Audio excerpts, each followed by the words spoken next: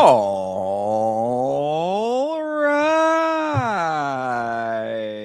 What's up, everybody? How you doing out there? Welcome back to the show. This is last week's fights, except it's this week's fights. My name is Thinker St. James, and tonight we are going over each and every fight from the upcoming UFC Fight Night. Xiong versus Figueiredo. To do all of that, predict it all with me, as always, the man, myth, and legend, the Ohio player, the man who puts the Mac in Macau, Mr. Chase Barton. How are you, brother? I am very, very good. It is Monday. We get to talk about fights. We didn't get to see fights from Saturday, so it is unfortunate that we don't have a whole first portion of our show, but I think there'll be some good stuff that we get to talk about, and I'm very excited. Oh, well, I mean, we certainly got to see fights, just not in the UFC. Good Correct. Lord. We'll talk about some of that, of course. But yes, we will be doing our predictions. We did not have UFC last weekend. So this will all be for the upcoming UFC Macau card. Keep in mind, everybody who is out there, if you are going to be watching these fights, the start time is very early in the morning. It's a 4 a.m. start if you want to watch the prelims. So be prepared for that. But yeah, so I mean, of course, since we did not have UFC, we will not be doing any of our normal breakdowns. We have more in-depth predictions, analysis, and all of that. We'll get into that in just a few minutes. What else besides UFC, since we did not have that, did you watch, Chase? I I did not keep up live in the moment, but I will say that I did watch the brand risk clips that went around, and to actually before we get into that, I did rewatch UFC BJJ. Nothing really to point out about that. Uh-huh. Fun time. So either way, brand risk. Now I know what we're going to talk about. I did see some clips. So let me maybe do you want to start with anything in particular, or do you want to just go down by what I had witnessed on the clips Why, here? why don't you just pick out some of those things? And I guess okay. Well, just before that, because I'm sure you're going to be just talking about the MMA. Yes. I will say that I watched the full event. We did a watch along of it. It was not the circus that I was expecting. I thought that they had the boxing portion in the beginning, and then it went to MMA after that. The boxing was your standard mid-level decent boxing. I thought that the boxing was pretty just standard, like it was not terrible. It was not influencers either. I think it was just like, they do it with a lot of these cards now where you'll have influencers on it, but then actual boxers just looking for a fight, they put that on there as well. Shout out to all of the boxers. We actually had a really nice knockout in the first fight. After that, it kind of was just your standard boxing fare. So I did want to say, like, as much as like there are goofable things on this card for sure, and there's plenty, and I'm sure you'll mention them. The core of it was fine. Like this was not a like oh my God, this is the worst thing I've ever seen event. As far as the actual like fighting went for the people who were taking it seriously. Then you get into the influencers portion, and things were a little bit different perhaps, but even that was not the worst I've ever seen. So I want to at least preface it with that. Okay. Well, I'm glad. I'm glad that you had a decent time. Everybody, and a lot of people are making the comments of like, why are Dana and Hunter, indulging in this? They were just talking about Rhonda and Gina. Mm-hmm. I do respect the fact that it's not trying to be a legitimate like MMA portion of a card. Like it is just goofballs going out there, and Yeah, whatever happens kind of deal. And it is it is dumb. I unfortunately like it is entertaining to the point like that these are washed people that are looking for any opportunity to get their name in the spotlight kind of deal. Like they just of need course. one big knockout, like kind of deal. This is the Rocky moment. And a lot of people in here took it different ways. There was a lot of different things going on here. So I just think that's very interesting. For sure. Yeah. I mean, like that part of it, I guess, was to be expected.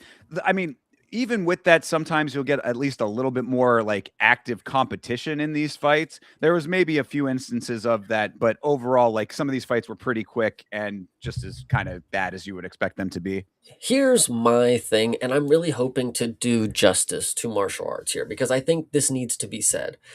I do not prefer this newer style of martial arts where it's the code of where people are going with it. The average consumer is like learn a few mixed martial arts moves and then go out and talk shit that you'll beat up everybody and anybody or whatever. And like this is Sure. all this promotion has become. It's like I know martial arts for 2 months. I trained with Jordan Leviat, I will talk about these people, there that does n martial arts should be a little more, you gotta be more respectful is what I believe personally. It's competition. You gotta see who the best one, mano a mano, who's got the skills to be the best, at any given moment, who's going to be, the best. And I that is not what we were going to get here. But in the matchups themselves, you definitely there are fighters who wanted it more than the others, I would say. And I Well, thought and I guess that's what I would respond to it with is it's like, yeah, I mean, it was not like people going out and doing like full camps and really like honestly, like because I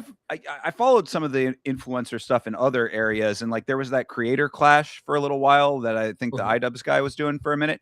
Some of those guys apparently were taking it pretty seriously. There's that guy, I forget what his actual name is, but the dude, Keith Apicary, he goes by Dad now. He's the balding guy, whatever, with the mustache. Apparently he was like in like super good shape and like like taking the camp really seriously and stuff. My point of bringing it up is that like there have been influencer events like this where like the people have taken it really seriously in the past. So it's not like across the board that you can't. But what I would say in even in this instance is it's like two people are going to fight one way or another and one person is going to win whether or not they're like an actual martial artist at this point. Definitely no. But again, one if both guys are coming in at a similar level, then it really is about who wants it more, and we certainly saw that on display. yeah, and so that's gonna carry us into the fights. Actually, before we do that, chat, I saw you. I didn't forget you, but we Of had to course. get a good segue here. So obviously, Meat Rocket was first. I had to mention that. John Dong, and that's it. Oh, Ram, good timing. Wow, CM Punk took it too seriously. Oh my goodness. Yeah, true.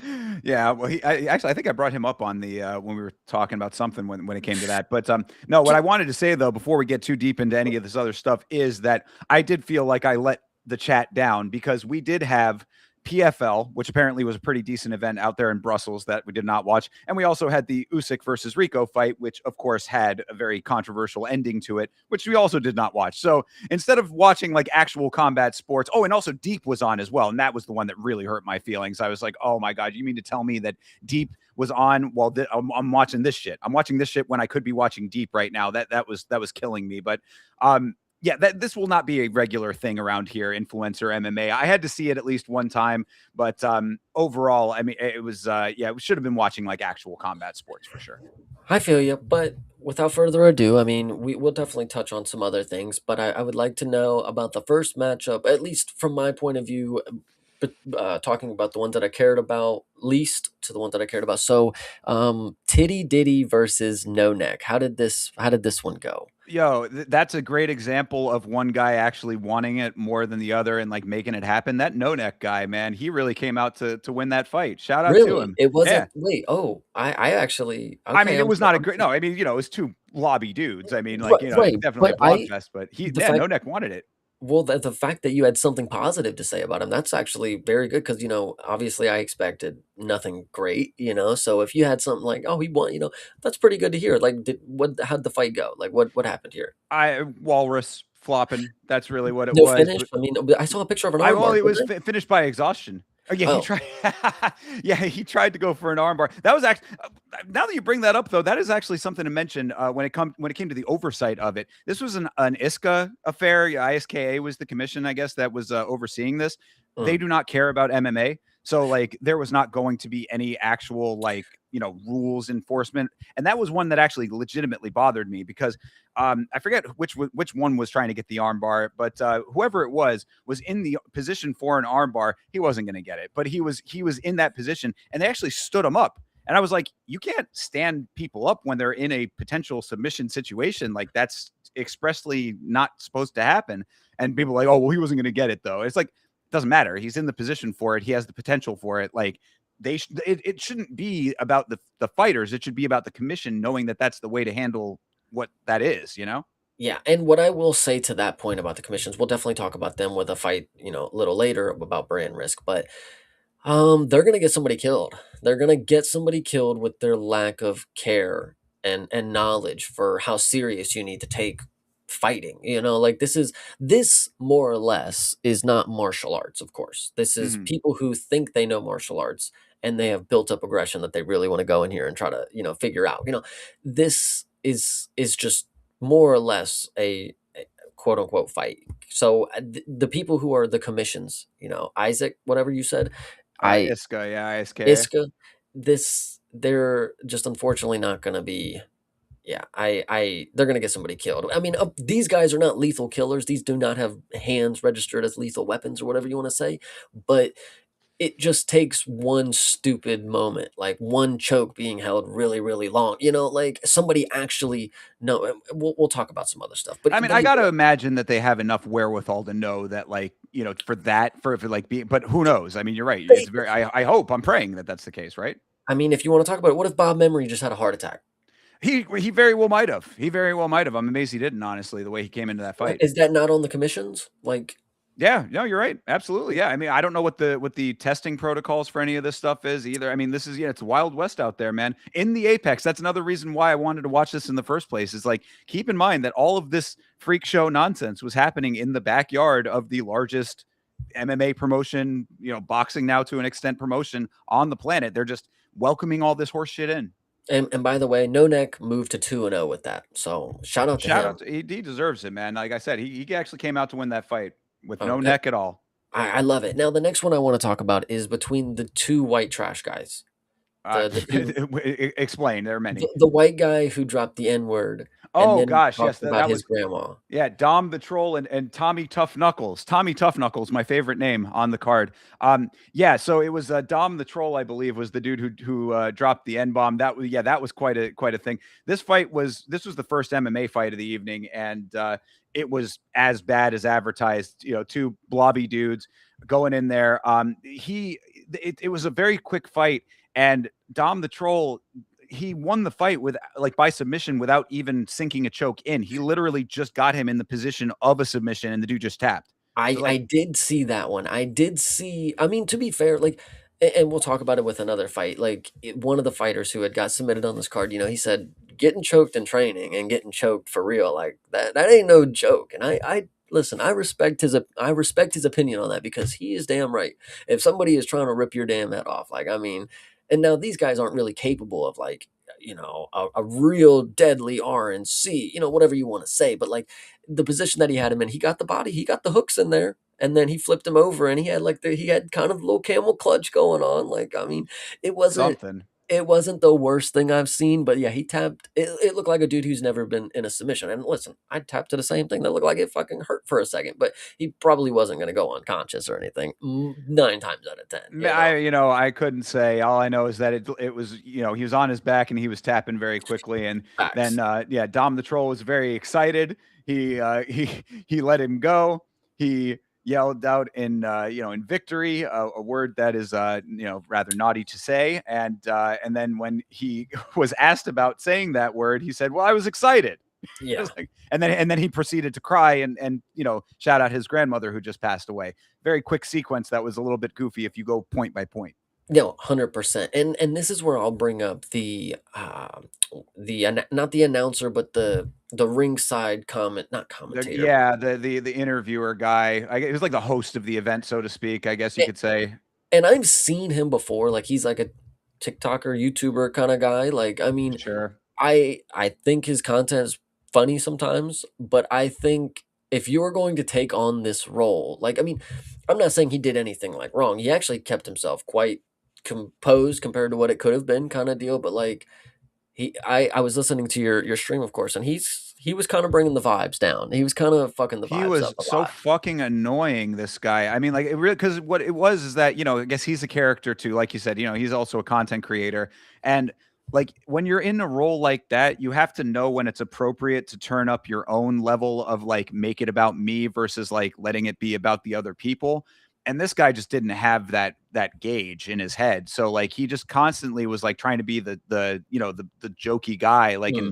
in the center of attention, basically. And it's like, dude, like, there's a time and a place for that. I don't know. He was annoying me a little bit with how he was conducting himself, but there were a couple of funny moments with him. We can talk about some of those when they come up, but Yeah, overall, I mean, I guess it was kind of funny that he was like clowning some of the guys who lost their fights when it came to the MMA stuff, because it's like, yeah, these guys are kind of dorky to be doing this in the first place and then losing spectacularly. So, dunking on him, it did make sense. Not something that I think that maybe you should have done, but if there was a setting where it was appropriate, it certainly would have been here. Nice. Well, the next one that I want to talk about is the little people. Okay, this was the best fight of the night, and this actually was, yeah, absolutely. Well, I mean, this is the best No, no, I'm not. competition. I'm not Huh? saying I'm not, I wasn't shaking my head at what you said. I agree. This is everybody saying this was the best fight of the night. Yeah, Like this was people are saying that we need little people MMA for a lifetime after this, you know? I'm one of those people. That's exactly what I said about this. I said, while we're watching it, I was like analyzing the differences that come with, their physiology, with Mhm. their anatomy, their makeup, like, and it Can't be certainly armbarred.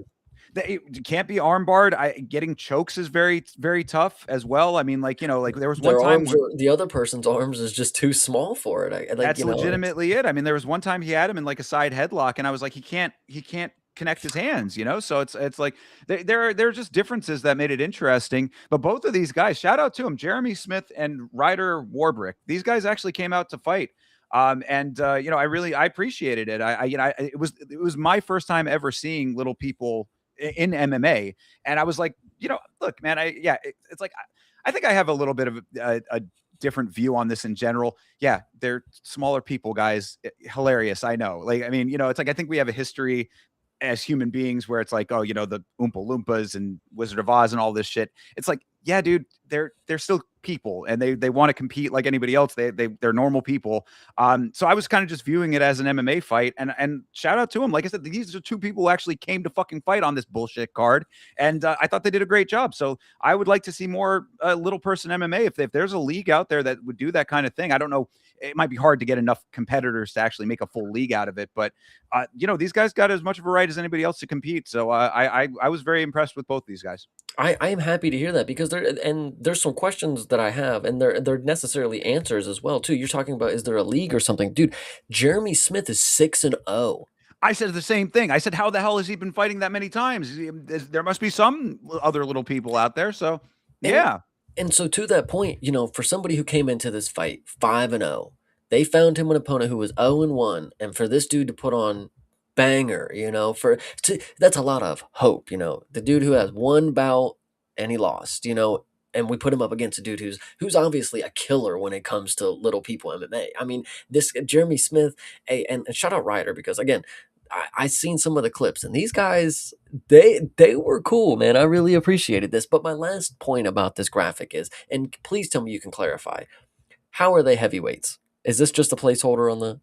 oh yeah, that has to be somebody not updating the thing correctly. Yeah, got to be. Well, because that was actually what somebody else had said is they were like, and I don't know if this is the truth or not, but they were saying, because I said the same thing about Smith. How does he have so many opponents? They were like, just because he's that size, I mean, it goes by weight. So I was like, dude, if he's fighting full size people, I mean, I don't think could he really have been beating full size people? I don't know. Maybe he could. But These are the questions. maybe not full size people. But if you think about that guy in one, there's like short people in one that we've really seen that I've brought up the point. Like they might be True. legalized midgets. Like that. Sorry, little people. But that could be one of the maybe that's the tallest that's their tall person, it's like the person who's 5'2", like maybe they are able to beat somebody that stature, but when they're like 5'6", it's like, well, obviously I'm gonna, they're just gonna push me over kind of deal. Yeah, well, but so I mean that really does become the question, because what I said to that is that obviously there's other elements that go into dwarfism, the actual Hmm. legitimate medical condition that these people have. So I don't think that you could have just a person who I don't think you can go by weight specifically when it comes to them. I think, but maybe they would say otherwise. So I don't know the answer to that part of it. But if that is the case, I mean, because they said, oh, heavyweight at actual heavyweight, you can be fucking 20 pounds difference. I mean, it goes by weight. So there could be there could be more for these guys if they really just wanted to go by that, but I don't know if that would necessarily be appropriate. I don't know. Absolutely. Well, moving on from this one, shout out to him one more time. Little people MMA. I'm sorry if that's not the proper terminology, but that's what we are here for. I would love to see because I come from an area where like we have, and and this is just it would just be called midget wrestling. Like it would be on a bill it would be on a billboard, you know, and it'd be like come Oh yeah. see and they'd be characters that are not knockoffs of course, but you know, inspirations of the real life WWE superstars, but they're the mini versions of them. You know, micro wrestlers of course, you know. Yes. I Yeah, we think have we that could here too. yeah, I think we could totally benefit from listen, martial arts to little people would be 10 times better than martial arts to the 15 goofballs that we saw like in the past month, you know, like whatever you want On to say. this card, I mean, on this very card, this again, this best fight of the night right here. I would take an entire card of these people, little people, whatever, doing their thing over half of the fights that we saw in this thing. And what I would like to say to this, and this is the point that we should live up to it, I would like to clip that up. We need to make a short of the little people MMA stance. We need justice for them. I need a league True. right here, right now. All I the love top it. competitors in the world, because they not little people aren't just in America, guys. They're all over. And they could be competing. You know, fighting is it's a universal sport, you know. So Absolutely. I love the idea. Me too. Yeah, Okay. I'm totally with it. What else? Okay, so next let's go into the NBA players. Ah, Oh wait, yes. what's this one below that actually? Sorry. Oh, well, I mean, that was one I thought you were going to want to Actually, talk about. Of I course, thought we that have was to. next. I'm sorry, I thought that was next. But let's talk about the NBA players Okay, first, and then we'll come sure. back to this. Yes. All right.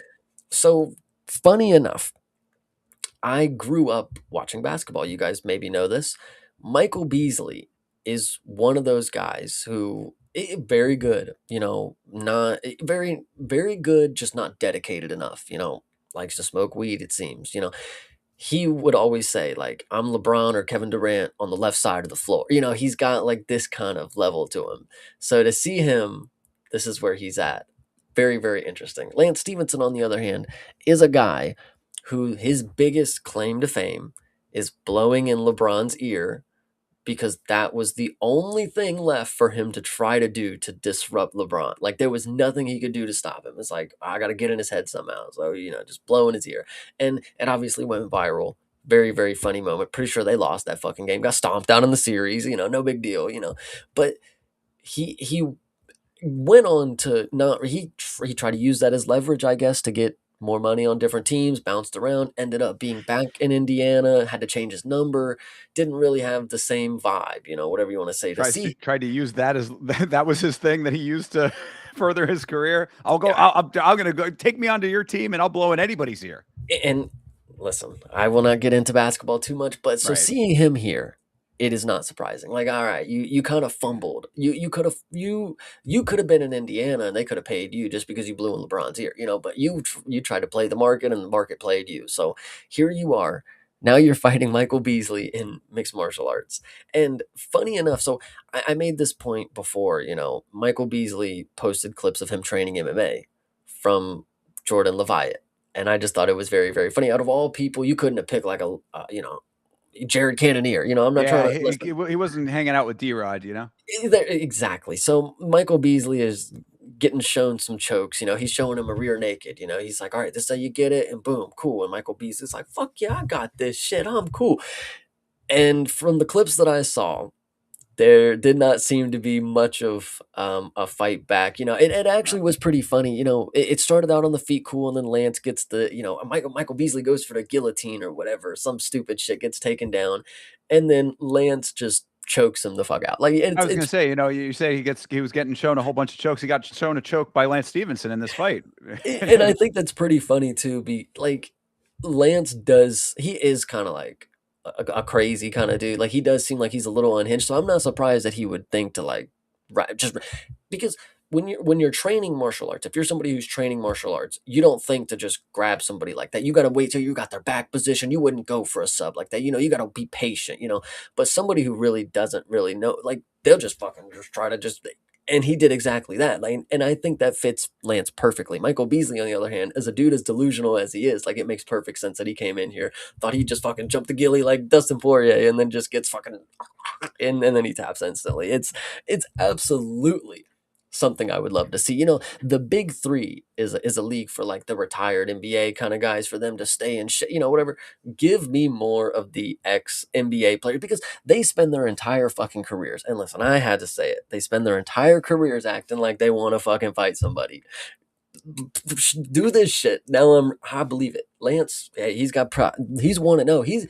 It's funny because he's the type of dude that he might take this shit a little serious. Now he's like, oh wait, I could actually, bro.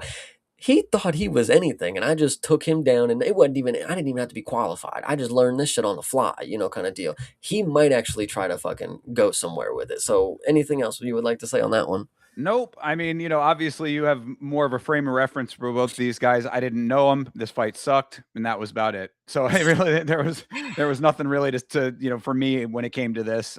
There was more for most of this, there was more at the press conference. Of course, I did a video about that. So, watch that video if you want the full scoop on all of the press conference stuff. But yeah, that was really about the extent of it. You told me that these guys were friends off, outside of the fighting element, and I was like, all right. I mean, great. And so this fight came and went as far as I was concerned.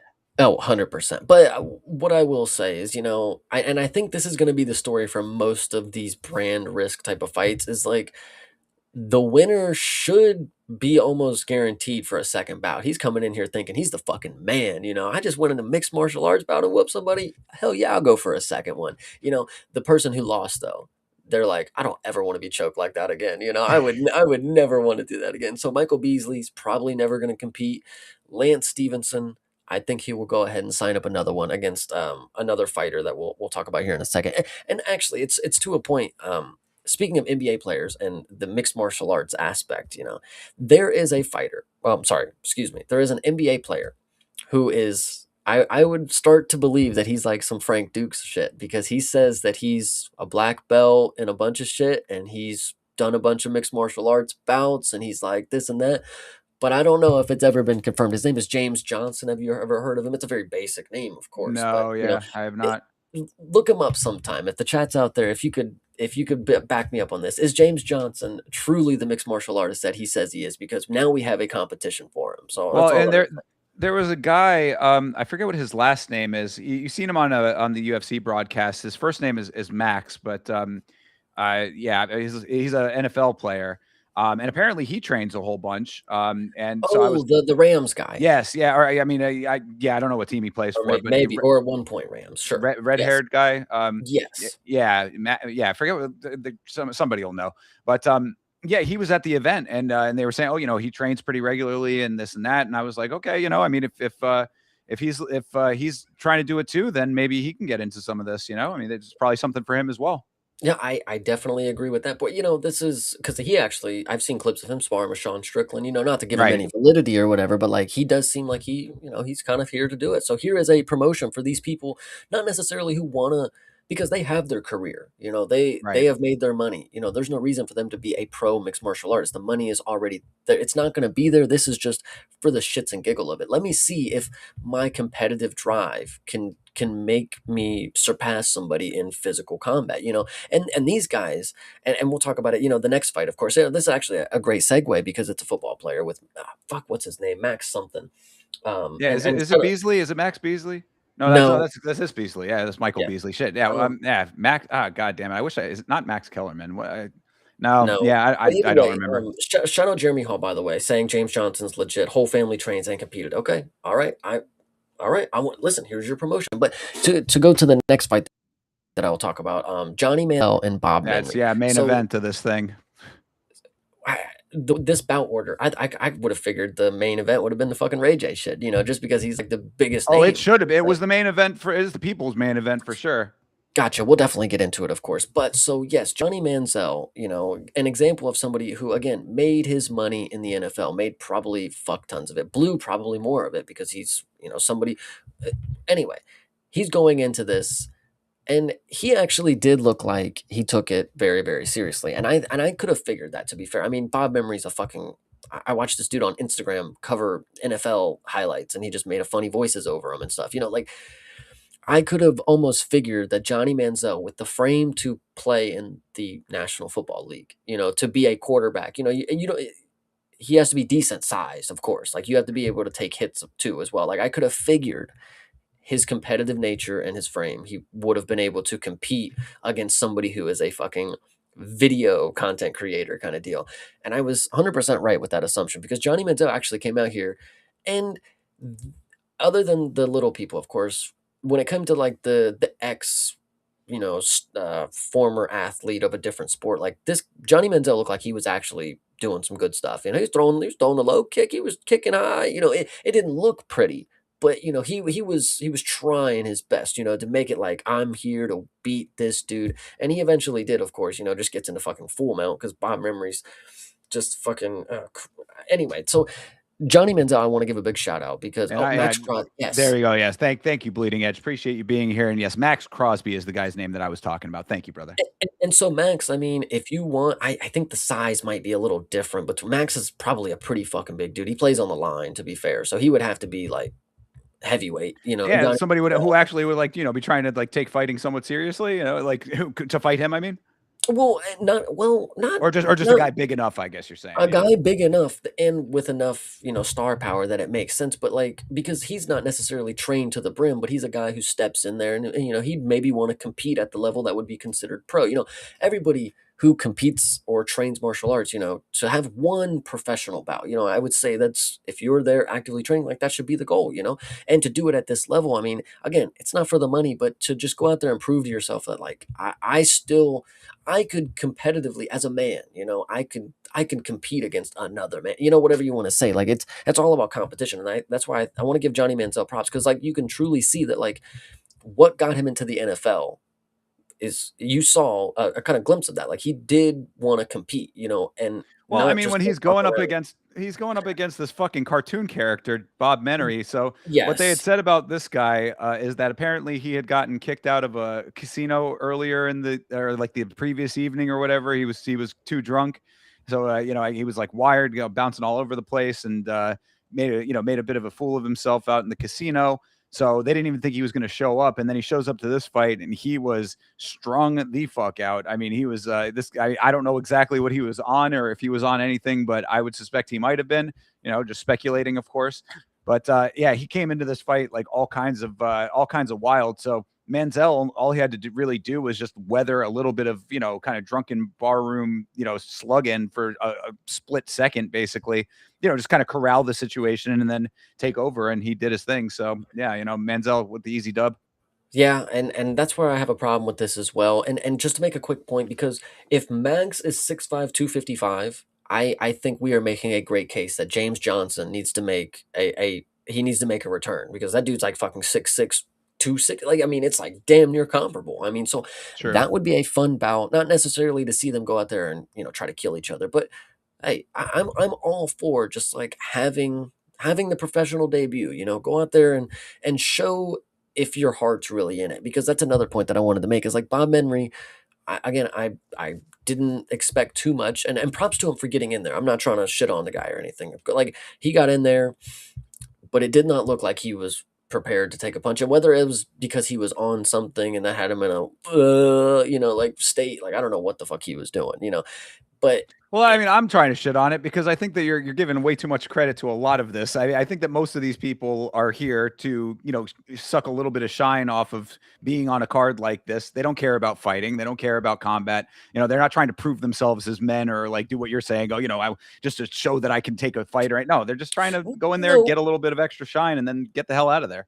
Yeah, but for people who and this is what I've said about the UFC, people who are not compatible with society as much, I would prefer them to be able to have a sport like this where they could go earn money, like you don't have to be the criminal. So Sergei Dumas literally had a UFC career. He still does somehow. You don't have to be a fucking criminal, bro. You can literally just be a professional fighter. And I think for somebody like Johnny Manziel, from what I'm understanding of his past, he's dealt with a lot of addiction things. Like for him to want to compete in mixed martial arts, guys, like, come on, like it could be he could be doing way worse things with his time. Like that's all that I'm trying to point out here. Using the last bit of what his athleticism could offer, and he's still young. Like I'm not trying to make it seem like he's like dying and withering, but like he still wants to have like an energetic expel kind of deal. I don't know. I want to give props to one competing, one being able to. Did they make weight? Like they had to make weight and stuff. Like props to them for going through the whole shebang. I don't know if they fucking stepped on a scale and they actually fucking did it, but props to everybody for treating it in the way that they actually signed up for a mixed martial arts bout. They got in the ring and everybody actually competed, not necessarily to the point that you would have wanted it to. We can't really expect them to be the best of all time, but they did step in there. No fights were like pussied out, where some like they in terms of choking, but like you could tell like they were choked. Like so I want to give props to the people who actually stepped into the combat arena. You know, I haven't. I'm not gonna act like I did. So Johnny Manziel, Bob Memory, you made a fool of yourself, and we'll talk about somebody else who did. But this is what this is. You know, brand risk. It's really how much is embarrassment worth? You know, like would you rather get embarrassed for a lifetime, getting popped in your head and fallen over, or you're gonna win and people are gonna think you're some mixed martial arts guru now. You know, like I don't fucking know. Like what are the odds that things go your way after this? I think are slim, but I think for somebody like Johnny Manziel specifically, this is an okay path for him, I would say. All right, fair enough then. I mean, I'll allow for that. Before I move on from Manziel, did they take this picture of him like at a lower angle specifically to make his head look like tiny as fuck? These pictures are pretty bad, but Yeah. that's fine. Regardless. All right. So yeah, and then Yes, let's the main we got event for me, for yeah, the everybody, I people's would main say. event. We got to talk about Ray J versus the GOAT Super Hot Fire. And this is one where I actually do give legitimate credit. Ray J, you know, we had seen the video. We looked at it on the free for all of Ray J choking out Puelles, Giorgio Puelles. But Yeah. I was gonna ask. So, did Ray J? Did he fuck the dude in the crowd, or what happened? He said he was gonna do that on fight night. oh gosh, yes. Well, Yes. that Did was that end up happening? yeah, and it did not happen at the event. No, no, that Mm, apparently got settled. You know, at the press conference. If you want to know exactly what we're talking about, watch the video that I put out gotcha. about the press conference. But yeah, that guy was not there. I don't think Damn so. it. You know, he had his moment of shine at the press conference, and that was about it for him. But no, yeah, I mean, unfortunately, that somewhat happened to Ray J in this fight. You know, Yeah, uh, because yeah, so Ray J, I mean, you know, we saw the video of him, you know, choking out Giorgio, and he comes into this fight and Super Hot Fire really Ray J is like a side character in this whole thing. It's all hmm about Super Hot Fire, bro. This dude Super Hot Fire comes out first of all, gets walked out to the ring with the trashiest looking dancer girl that I've ever. This dude had to have gone to the worst strip club in all of Las Vegas, and that's really saying something in Vegas to find this girl. Just absolute trash show.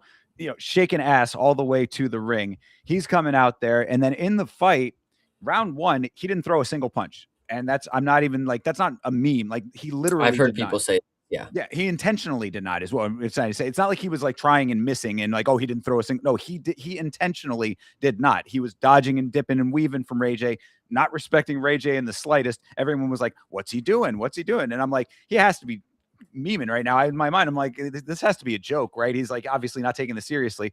Between rounds, does not get any cornering. The girl that walked him out is shaking ass in the ring. He's on his phone filming. It was like, you know, he's not taking any of this seriously, like making a mockery of this already mockery event. And I'm loving everything that I'm seeing. So I'm like, okay, what's he gonna do in round two? Round two, beans Ray J, just bang, it hits him, he stiffened Ray J up, sent him into the ropes. Ray J is out, ended up with a knot on his forehead. Super Hot Fire memed the meme event and then just ran off. Just ran away at the end. They were having him in the ring. They were going to interview him. Ray J is talking all of this crazy stuff. I guess Ray J was trying to make it seem like they had some kind of agreement or something, like, you know, basically fight fixing, which of course, you know, that's not legal if that was the case. But yeah, which I thought you brought up.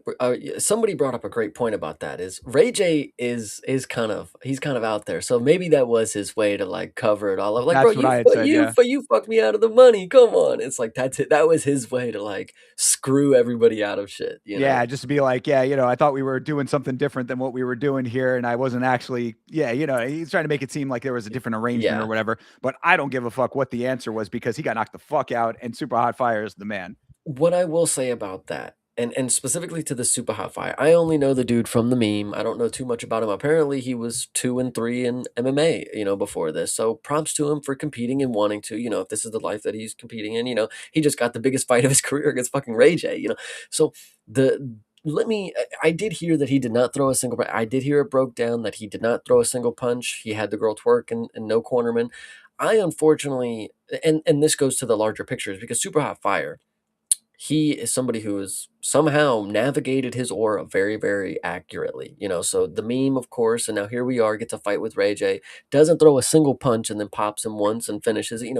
But the thing that is part of the story that is key, and I want to tell you how I depicted it, because this was the aura, in my opinion. When they said he brought out the girl to twerk in his corner, I thought he was on the stool, you know, taking it, and she was right here, like just like twerking, like That's what right. it was. Oh, okay, okay. Oh So yeah, yeah, no, that's legitimate. That's what I'm saying. He did not have cornering. He had her in front of him twerking while he was on gotcha. his phone. The ass wind was winding him, that's how I was depicting it in my head. Well, I think that part of she might have been going the other direction, which See, and does, and yeah, that that kind of I does was take away thinking a the little bit. aura. I was thinking Yeah. the aura was he was, face deep, just locked into buttocks shaking. Well, I mean, granted, with the level of female that we're talking about, maybe that's not the fanning that you want.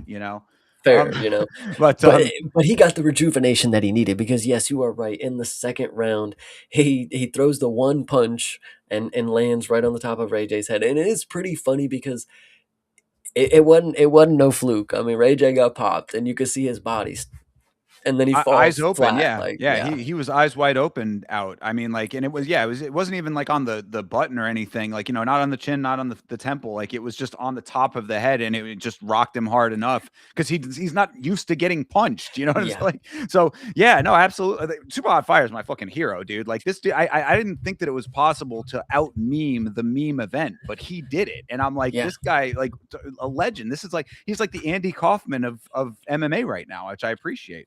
I do agree with the legend status. From as little as I know of him, from 15 years ago with a meme that he created, to now be 3-3 who just knocked out Ray J. I mean, I'm down. He I wins believe. battles. He wins his battles, and he's not a rapper. He wins his fights, but he's not a fighter. There you go, brother. I mean, it's as simple as that. I mean, and then of course we talked about the interviewer, and we will give him his credit, because you are right. He did say the one funny thing. It's like, yo, you see that knot on your head right there? And he's like, I can't see. It's on my forehead, dickhead. Whatever he says, Yeah. Oh, And that was he's like, great.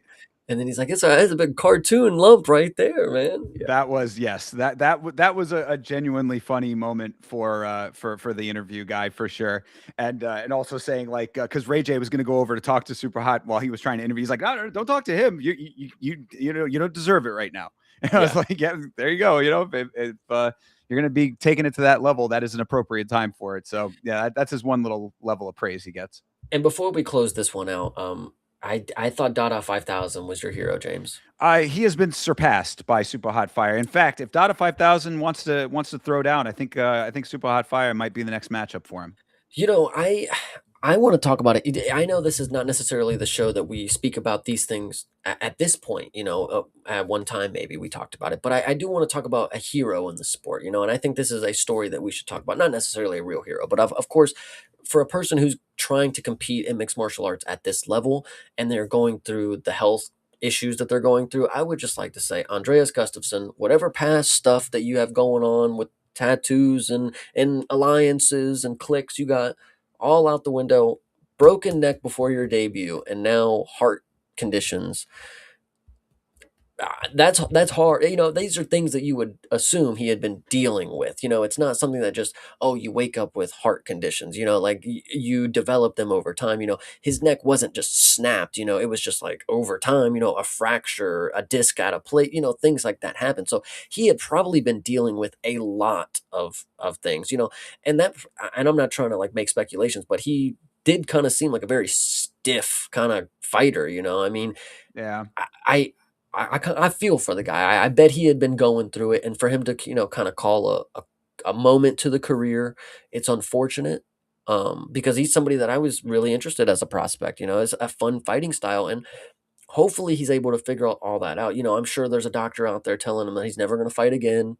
We've heard it all before. You're never going to walk again. You're never going to do this. People are able to overcome a lot of interesting things. So, stem cells, something you brought up, and Absolutely. Yeah. we No, don't I know. hope, yeah, I don't know how that would work exactly for her. I don't know what his condition is, but yeah, for anybody who's not aware, yeah, Andreas Gustafsson, unfortunately is going to be out of the sport indefinitely, at least for the time being. He's just recently discovered some kind of anomaly with his heart, some heart condition that he has, which is going to sideline him for the foreseeable future, at least for a little while. So yeah, no, I agree. It's unfortunate. I mean, he was somebody who we were all interested in for various reasons, of course. But I mean, all that other outside the ring stuff aside, he was an entertaining enough fighter. So Yeah, bleeding edge with the kind of facts there. I didn't mean to interrupt you there, yeah, but I mean, look, and like if he was covering again, I certainly acknowledge all of that.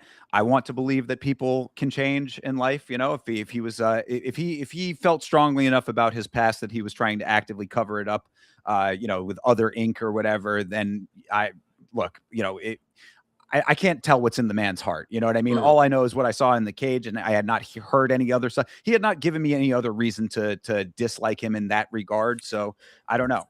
Yeah, he had a very compelling story. Dana White on the NPR radio, and again, I agree with you. Very good look on Dana for a lot of things that he said. When he's talking about the story, I've often brought it up. It's not about the rankings and stuff like that. It's what can they tell with what's going on here. Manel and Josh Fan. It's like, oh, we have two fighters. Josh Fan and Tatsuro. These are the two youngest people trying to go for a belt. Japanese guy. This is an Asian clash kind of deal. There was something to sell there. So I don't know, man. I forgot where I was going with that one, but either way, Yeah, I mean, this is like the stories of people and stuff. And if it is a story of overcoming, and I mean, he was a little older guy too, right? I mean, like he was not yes, super young either, so that was kind of interesting.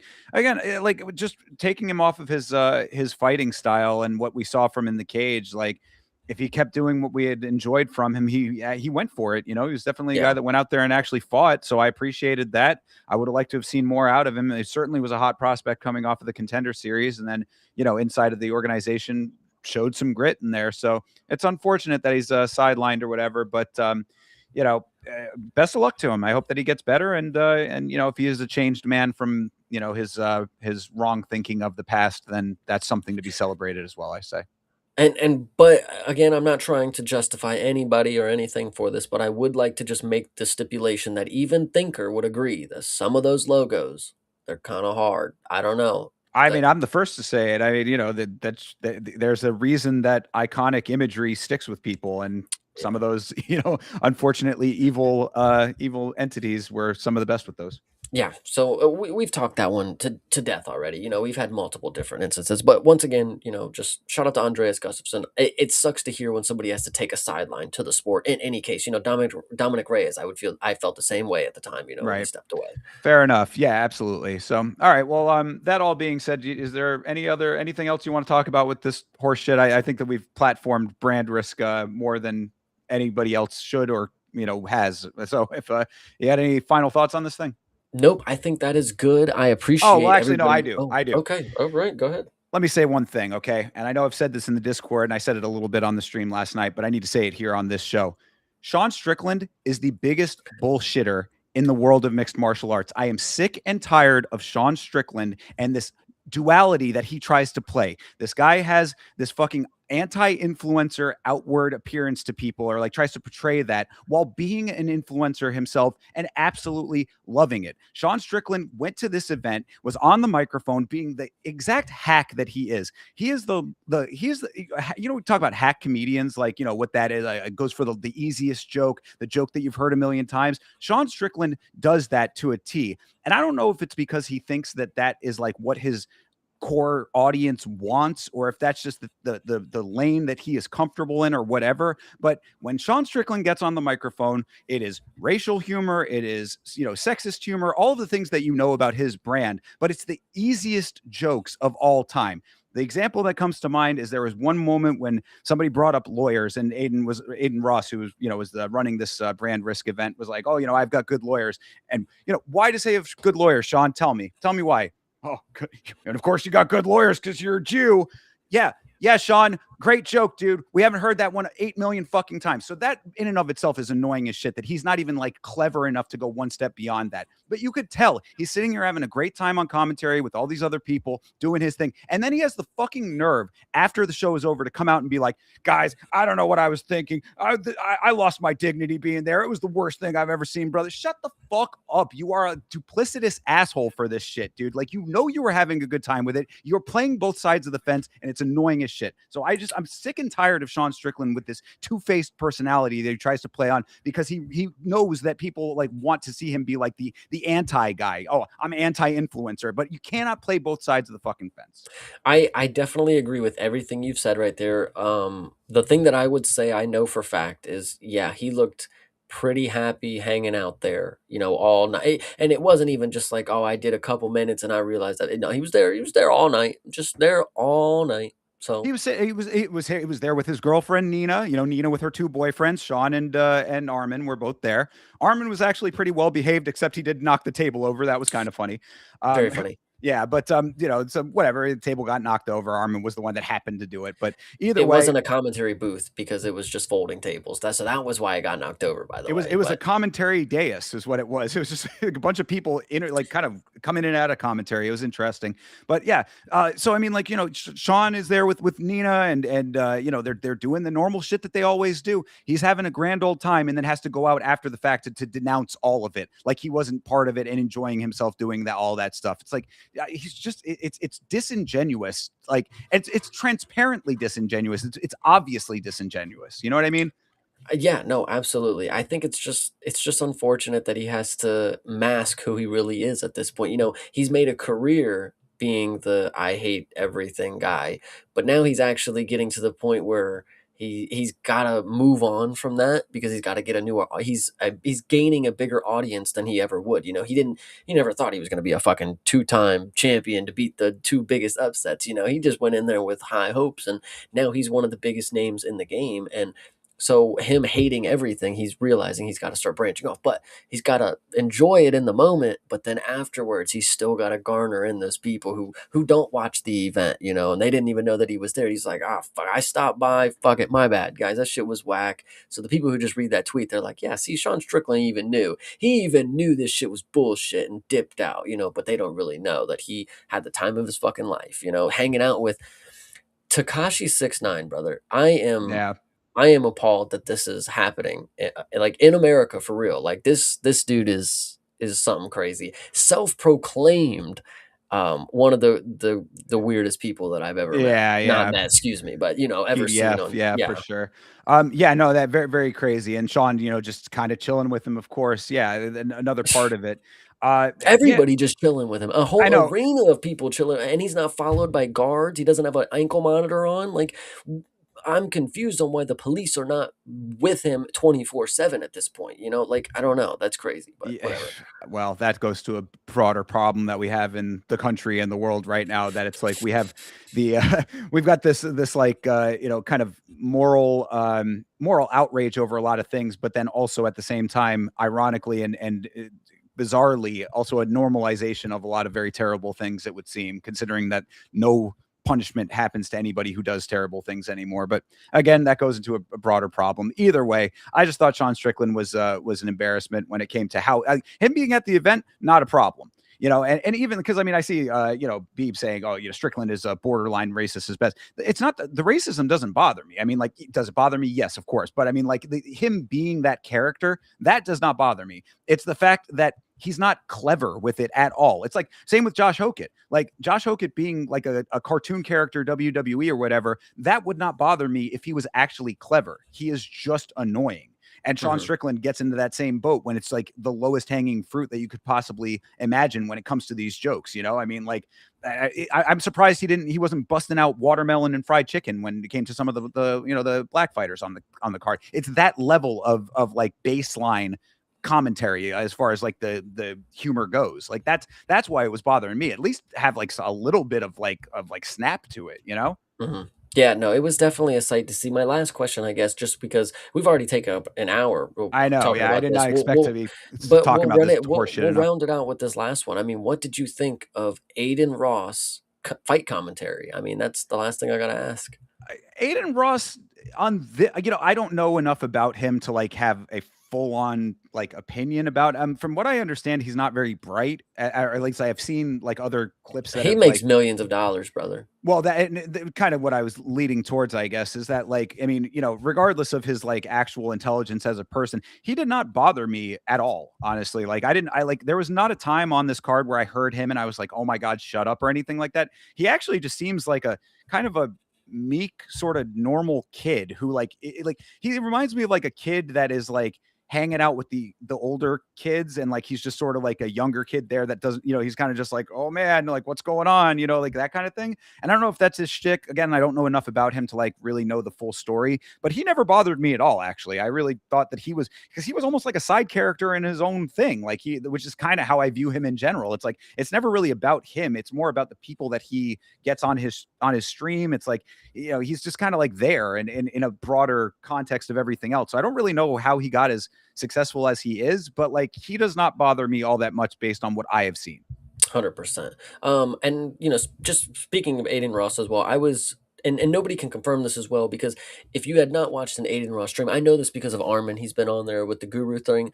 Aiden Ross has a prison cell in his house or where he films, and I'm still confused on what that is for. And did he have one built for the Apex event? Like, what's Yeah, I did not see any of those at the Apex, but I do know what you're talking about. And yeah, I'd be curious. Maybe there's an Aiden Ross fan out there who can explain to us why there is a mock dungeon cell in his property right there next to the luxury cars. Very strange, but I look what he gets up to in his personal life. Maybe that's maybe that's for off camera time. True, 100%. I agree. But that is brand risk, everybody. Hopefully you guys got to enjoy the circus. Apparently they've had 13 previous ones. I don't know who the hell was on those, but if it was anything like this, we probably might have to do rewatches sometime. Well, you by all means, Chase, you have a lot of fun with it, because that is I believe that's going to be a one and done for your boy. I mean, barring some like very important fight or something that takes place on one of these things. Right, of course. I hear you. Yeah. Oh, Blueface still hasn't gotten paid from his brand risk appearance. Well, add him to the list of karate combats and GFLs and PFLs and all these other things. So whatever. Yeah, for sure. Yeah, Nate Diaz still waiting for his money from the Jorge Masvidal boxing fight. I love how they're quote unquote still waiting. Brother, you're not getting anything. Yeah, exactly. Keep on waiting, guys. Any day now. Just I'm sure you'll open up the mailbox and a check's going to be in there. Goddamn people, whatever. Yes, but either way, so I'm excited to go into these fights. So continue on. Indeed. So first of all, shout out to the chat. You guys are amazing. Beeb, Johnny, John Dong is here. Bleeding Edge. Thank you so much for hanging out with us while we went through brand risk, because I know that it's maybe a little bit more freak showish than some people would like. So I appreciate you guys sticking around through that.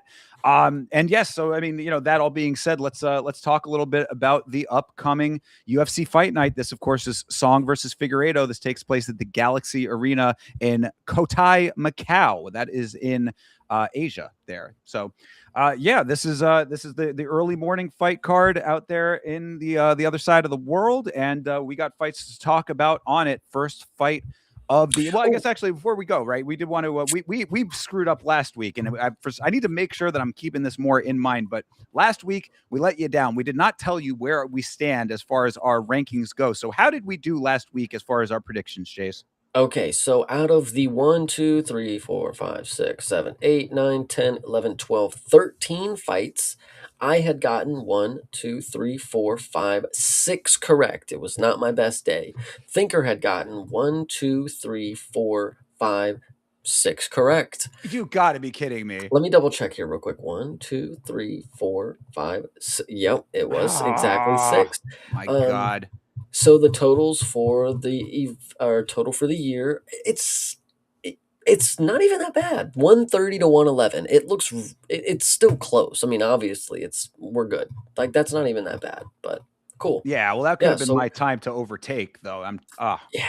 Killing me. This will be a good week. This will be a good week, man. You're gonna get them all right, and then you'll be 7 away, like, or whatever you want to say. It's true, and this is why I love doing these predictions where we have the week off, is because I did get a chance to like kind of go a little bit deeper. So I think I might have some deeper insights on this one that maybe make a little bit more sense than what we normally go in with some of these other ones where it's kind of just on the fly. So let's we'll get into it here, and we will figure it all out. We'll see what we got going here. So, all right, starting this thing off. Of course, the main. No, we're going from the bottom. Yeah, We're gonna go from the bottom. Yeah, we're Yeah, gonna go from screw the you bottom. guys. So You guys gotta wait. yeah, sorry guys. I know a lot of people are going straight to the main event. Usually we go opposite on the normal episodes, but we're gonna go from the bottom. So stick around for the main event. But starting off from the beginning of this card, we got Loma Lookboonmee versus Jaqueline Amorim.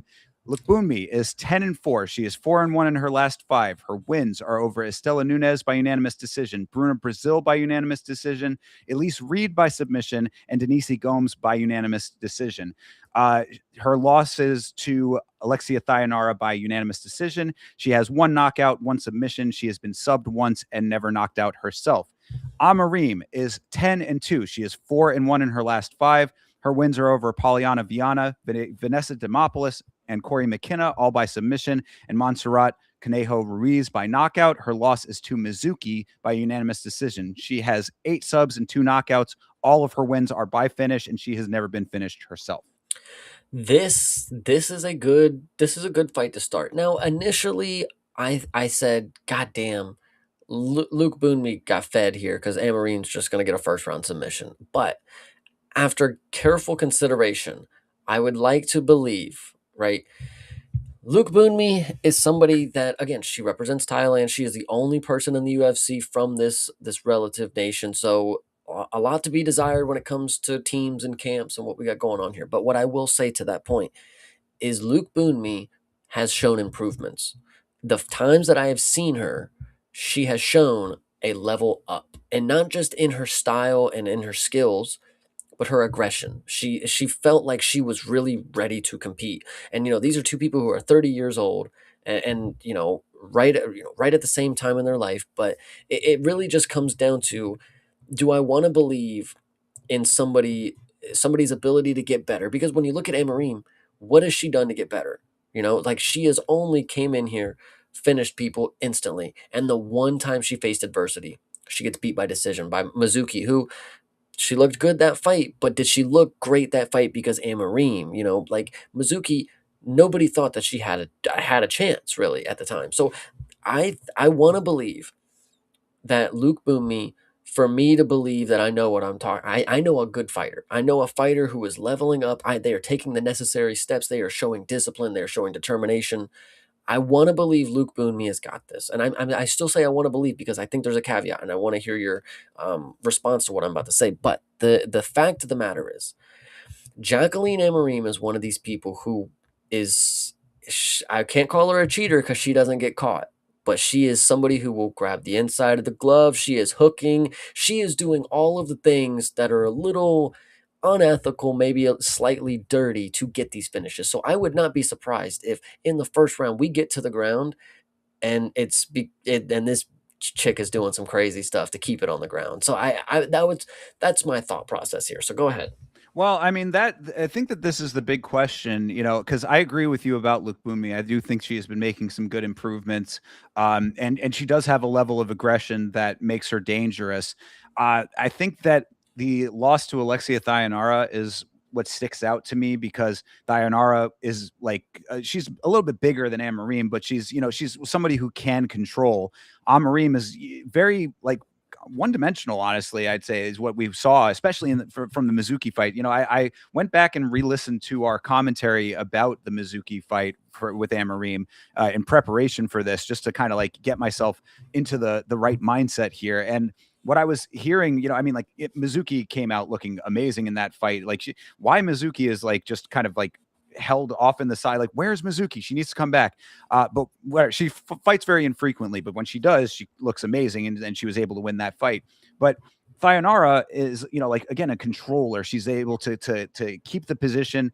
I don't know if Amorim's going to be able to do that against Lookboonmee, and that's really the only thing, because that was the big takeaway from our commentary before, was that she, like when things started getting tough for Amorim, she didn't have an answer or an adjustment. And that's the big problem that I have with it. Now, Thayanara being able to control Lookboonmee, will Amorim be able to get her way early in the fight and then let it be that? I don't know. I think that that's the big $1 million question here. But that's, kind of where I sit with everything. And, My gut is telling me to go with Amorim, but I'm thinking I might end up going with Lookboonmee as well. So we will see about this. We got to pause because we Yes. just got a super chat. I appreciate my guy Bagel Gasquez. All Yeah, right, I love it. Bagel Gasquez or Bag El Gasquez. Yeah, I but I yes, I love it, my guy. 4.99. I appreciate it. All right, off topic. We'll go ahead. Listen, this is to anybody out there. If you ever want us to stop mid show, you give us a super chat and we'll go on forever if you have to make it go on. So 4.99. Sorry to be off topic. I'm curious. Do you like Dana White? Thinker, you go first. Obviously, your super chat came in, brother. Go ahead. I mean, how long do we have as an aside for this? It's a very multifaceted question. Do I like Dana White?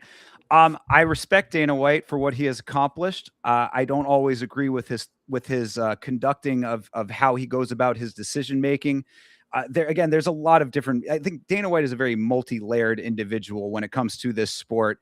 So, I mean, in a general sense, I would say not really. I mean, like I'm not like I don't see Dana White and be like, wow, that's a guy that I like, admire. I think I think I have a great deal of respect for him and what he has been able to accomplish, where he has gotten in life. I think that he is one of the hardest working people that I have ever known in the sports world. There's a reason that he is where he is today. I think that he has a lot of like borderline gangster tendencies, which make him an interesting character. But overall, like he's not the type of person that I would want to hang out with personally. So I mean, like maybe that's what I would say is like, do I respect him? Yes. Do I like him? Not really.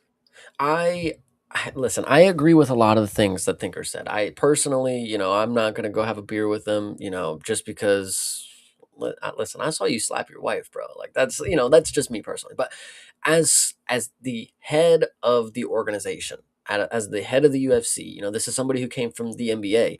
You know, back in the day we had a guy named Donald Sterling. That's the wrong guy. David Stern. Donald Sterling's the racist dude Yeah, for I the was gonna members. say My I bad. know where you were going with that one, but Shout sure. out to not shout out to him, sorry. David Stern. He was a G. He would not let people walk all over him. And Adam Silver, now the new GM of the NBA, he just he's just not getting the point across, to at least at the time that I was watching. Dana White, bro. Gator don't take no shit. This dude is out here and he calls it as it is. I appreciate him for the most part when he does that. I obviously have a thing to say when he doesn't. Like, he has his favorites that Miktabek Orbai has missed weight in 3 different fights and he's still around and no comment has ever been made about it. But he has his favorites when it comes to it. But for the most part, he do be saying the shit that you need him to say to some of these fighters because you can't say it personally. You can't get the point across to the fighters because they're never going to listen to somebody like you. But if Dana White goes out there and says exactly what you're thinking, you kind of just be like, thank you. You do be thankful for him at some points because, some of these fighters, bro, they think they can get away with shit and I'm not saying it's just the fighters too, but like in any sense, like, there's a lot of funny clips of him handling the media and handling certain situations. And I think it's entertaining for sure. And but but only in the figure of the UFC. Like when it comes to central, again, artist and art, the UFC's here, Dana White's over here. The Venn diagrams don't cross for me again because again, I've seen videos of this dude doing crazy stuff and the way that he talks about people. I I have my moments as well, but Dana White, when it comes to the UFC, I do personally like what he has done to get here. And I think when he is gone, it'll be an interesting era because the fighters are probably going to get away with a lot more. That's what I would say to it. Perhaps, yeah. I mean, like he's the figurehead, so he comes with a lot of elements to him. I think that he's like almost a necessary evil at times. Other times, I think he oversteps. Perhaps, like I said, like no respect, yes, because I do think that he's one of the hardest working people I have like ever known in sports. I mean, like as far as like not personally, of course, but that I've ever seen in sports. I Yeah. mean, when you talk about people that would not take no for an answer, that's why him and the president get along so well. That's why I think that there's a mutual respect between them. Is like they're by any means necessary, always working, never stopping, always on, always on type of personalities. And it show like when you talk about like hustle culture and like what that has kind of done to young people in this world, like you see all these fakes out there. You know, we talked about Wes Watson recently in some capacity, and I brought him up because it's like, you know, there's a lot of people pretending to be that like always on, you know, like by any means, but like they don't have the actual business sense to like make it real. So they're just pretending. Dana White is not a pretender, and at least not in that respect, you know, like, Yeah. so I certainly respect what he's been able to accomplish. And I think that level of stick to itiveness is admirable. You know, I think that's something that certainly resonates. So yeah, I mean, not necessarily a like, but a respect is definitely there. I would also, and you know, this is not necessarily respect to Dana more or less, but I would say I appreciate the fact that he has kept around a lot of our fan favorites. You know, it can't be all of them. You know, Goldberg, and you know, and Ariel's not even allowed anymore. But is he a fan favorite? I don't know. But either way, point that I'm making, like you have Rogan and Bruce Buffer. It's like he was able to keep the core right there. You know, for the Yeah, I mean, longest time. that's the loyalty aspect that certainly you see in the president, and you know, again, another reason why I think that there's similarities there is that, you know, is if you toe the party line, if you are supportive of the organization and him by extension, then you're going to be okay. If you're not, you're going to be an enemy, and that's again kind of goes, you know, don't go against the family. You know, it's a little bit of a mafioso kind of attitude there, but take that for what it is, I guess.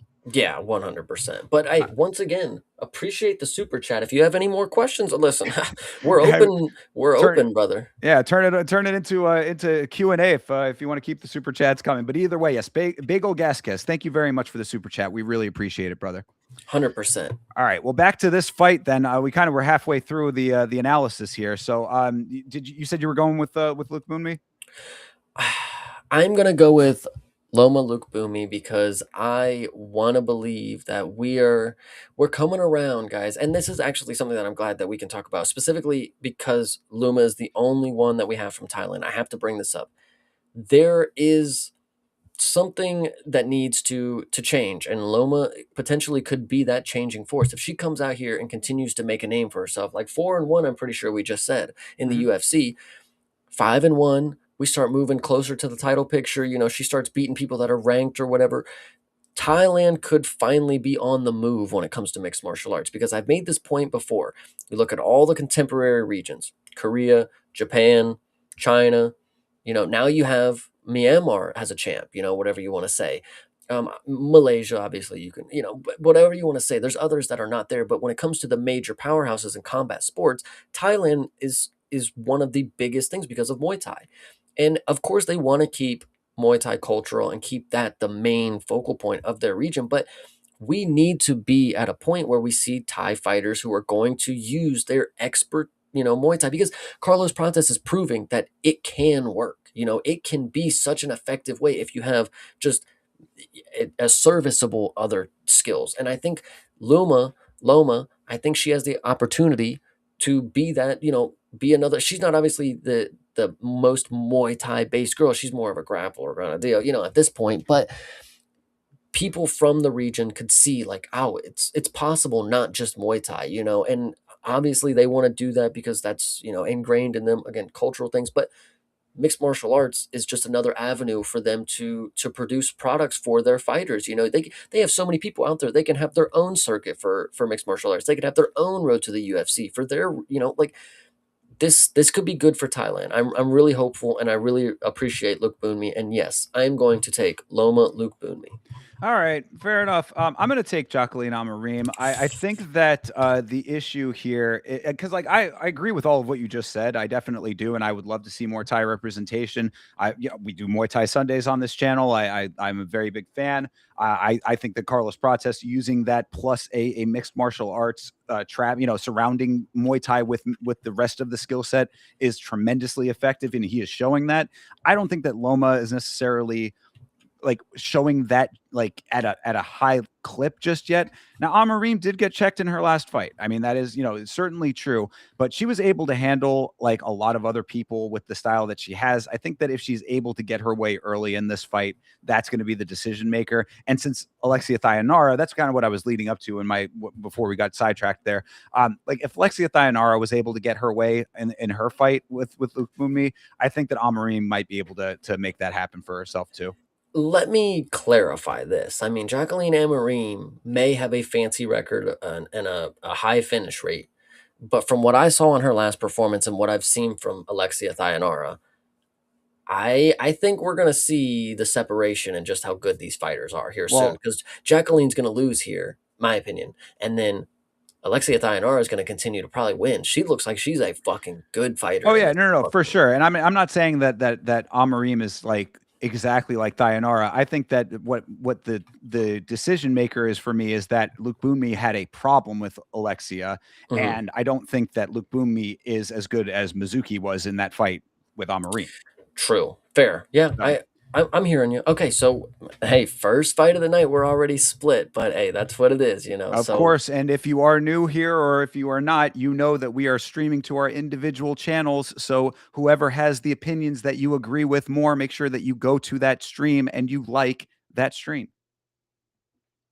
We absolutely. lose Yeah, Jay? Oh no, 100%. there you go. Yeah, no, Okay. yeah, sorry, that was yeah, it kind of skipped for a second. I was waiting for you. But yes, continue. All right. Next up, then, this is where we get into some of the interesting ones here, because you know a lot of fighters that you might not be familiar with. You know, these are we're in Macau. Fighters from the Asian region, a few that are not necessarily familiar names. So I'm interested to hear your thoughts on these. This is Kangjie versus Ramon Taveras. Zhu is 21-4. He is 5-0 in his last fight, in his last five, excuse me. This is his UFC debut after 3 wins on road to UFC. Last 2 road to UFC wins were by split decision. Keep that in mind. He has 12 knockouts, no submissions. He's been subbed once and never knocked out. This dude has been on 3 separate 5-fight win streaks in his career so far. He is on win number 5 currently. This fight will be the 6th. So just another thing to keep in mind with Zhu Kangjie. On the other side, Taveras is 10-4. He is 1-2 in the UFC, 2-3 in his last 5, with 1 win and 1 loss on the Contender Series. His wins are, or his win, excuse me, is Sergei Side by split decision. His losses are to Davy Grant and Jack Jenkins, both by unanimous decision. He has 5 knockouts and 3 submissions. He's been knocked out twice and never submitted. We lose Chase again. What's going on here? It We is having some skipping around having for some me a little problems. bit. Sorry. Yes, I am hearing you a little bit. Yes, split decisions, Sierra City, and some unanimous decisions in there. How many knockouts did you He say he has has on his record? Ramon Taveras has 5 knockouts and 3 submissions on his record. Gotcha. Okay. Yeah, this one is interesting. The first thing that I want to know is I recognize this dude's name. If you don't remember Zhu Kangji, he was supposed to fight back on Adesanya and Piper. He was supposed to be on the card against a Marcio Barbosa. And I actually think that was a Contender Series guy, if I'm Yes. thinking about it right.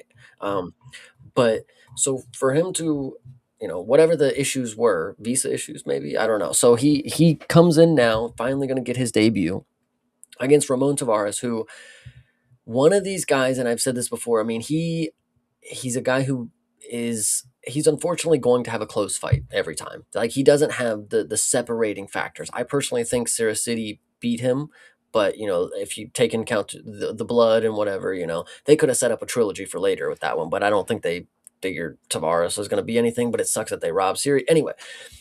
Tavares is not necessarily the greatest fighter that I've seen. Let me just say it that way. But he does have experience against people who are probably better than Zhu Kangji's, 6th fighter on every one of his 6-fight streak or whatever you want to say, 5-fight streak that ends on the 6th. So I'm hesitant to take Ramon because he's not looked the best. Out of all the Contender Series prospects, it's like he got a flash knockdown in City, comes into the organization, gets a split decision kind of robbery against City. What were the more recent wins again? Read them off Well, for me one more the time. only win that he has in the organization, that's what I have listed as the UFC. Yeah, Is today, the and of City? course he lost to him on the Contender Series, but it was a bit of an odd situation there. Okay, it was the other way around. So City flash knocked down him. Okay, so they are setting up a trilogy. That's why he would win that fucking second fight. Either way, oh gosh, let me hear your opinion. Who would you like to take on this one? Well, actually, yes, yeah, that was correct. His other Contender Okay. Series win was over Cortavius Ramius, by the way. Oh, he's Correct. no Yeah. longer with us. Not dead, not no dead, longer with the just no longer organization, in the so might as well be. organization. But no, I'm just kidding. Yeah, no, okay. So my assessment of this, obviously, they're pairing these guys up because they want a striking battle here. This dude Kangjie with the 12 knockouts. I mean, like, what I want to say also as just an overall note for a lot of these fighters, specifically from China, is that they have these crazy records. 21-4. That's a lot of fights. They load these guys up, guys and ladies. They load them up with local to the region, regional fights. So they're fighting a lot, but you also have to keep in mind that they're fighting insularly. They're fighting people from their same region. There's a lot of fighters from that side of the world. They're not necessarily a diverse pool of talent that they're facing. So you have to keep that in mind when you see these records, because 21 wins is very impressive. But if you're fighting basically the same style over and over and over again, that would be something that I would take into consideration. What's up, Chase? I think that's a great thing to point out, but I would like to say that it, it's harder to gauge, because if you see somebody who's, like you said, a lot of these bouts, if they were all from the same promotion kind of deal, or the same region of promotions, I could kind of get it, like, oh, you're just facing the same people, the same type of people that just come in and come out, get out. This dude's been around. This dude has been, I mean, CWM MMA, Chin Woo Men, WLF. He was actually in one, by the way, back in 2020. He has a unanimous decision win in one, but then he goes to Jack City qualifiers, back to WLFR, whatever you want to say, and then rode to the UFC. So he's been gathering experience from a lot of different regions that are training different ways, So I'm hesitant to say that he's going to win by knockout, but not Brad Tavares, Roman Tavares, he does have this Philly shell type of fucking, style to him.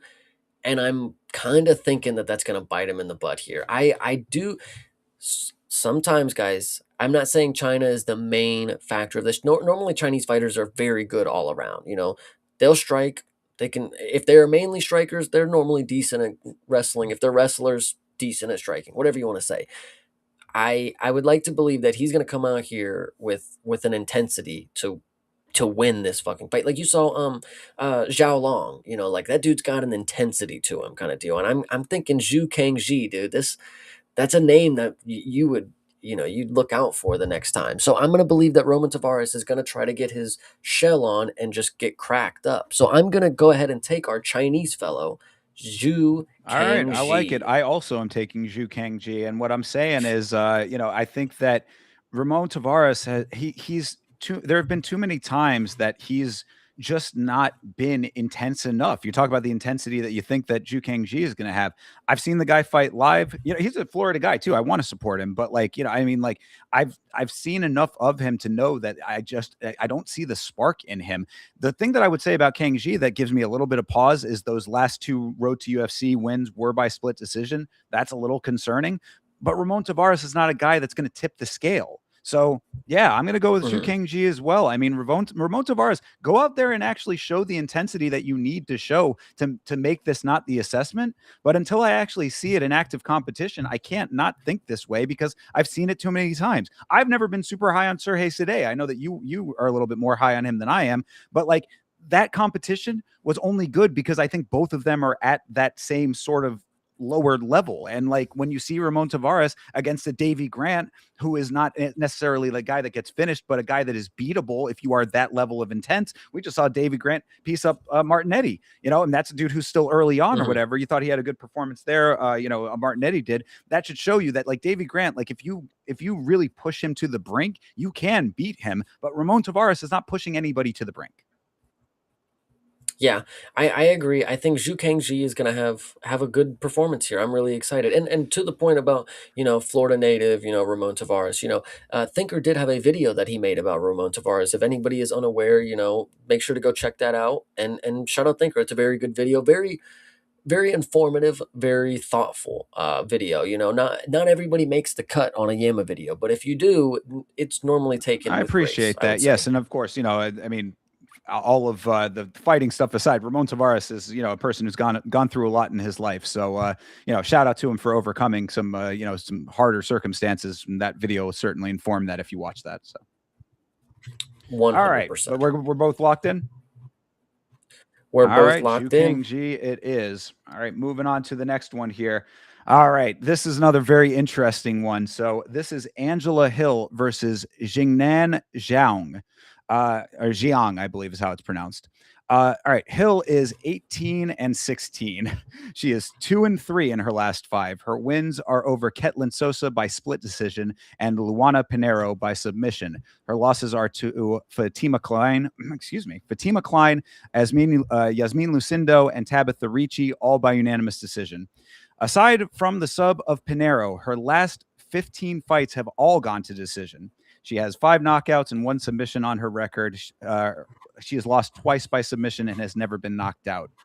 Jingnan is 19-2. She is 5-0 in her last 5. This is her UFC debut. She is the former one championship strawweight champion and had a trilogy of fights with Angela Lee. She is 2-1 in that series. She has 10 knockouts and 1 submission on her record. She has been subbed once by Angela Lee and never knocked out.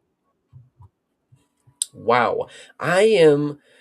I'm kind of a big fan of this Jingnan girl because I looked at her record and I'm like, one, holy shit, the research belts. really pulled me over to her side. I was like, when I started doing the research and saw all of what I saw in there, I was like, oh, okay, we've got a legitimate threat over here. I would like to believe that, yes, a legitimate threat incoming would be nice to believe. It is looking like at age 38, though, we are getting and when I say a Kai Asakura situation, I'm not necessarily saying that, a young upcoming prospect with, all this big social following. We could be getting not damaged goods, but the product expired, if that would make sense, and that's not necessarily the right thing to say because it's really just comes down to them not being able to compete at this level, but I think Jingnan at 38, we might see a diminished version of what she probably could have been. And that's unfortunate because Angela Hill, I hate to break it to you guys, she potentially could upset. And it's not even like a hard task, really. I mean, I don't know anything about Jingnan, but Angela Hill normally has the standard game plan. She normally fights the exact same way, does her thing, and she will normally overwhelm people or she won't. And if she listen, this girl's just nowhere gonna be better than Fatima Klein. That's just 100% facts. I hate to break it to you. At age 38, it's just not possible. But will she be able to beat Angela Hill is a good question. Finish is out of the question. If Fatima Klein didn't finish her, Jingnan is definitely not. But Angela Hill, I cannot see myself.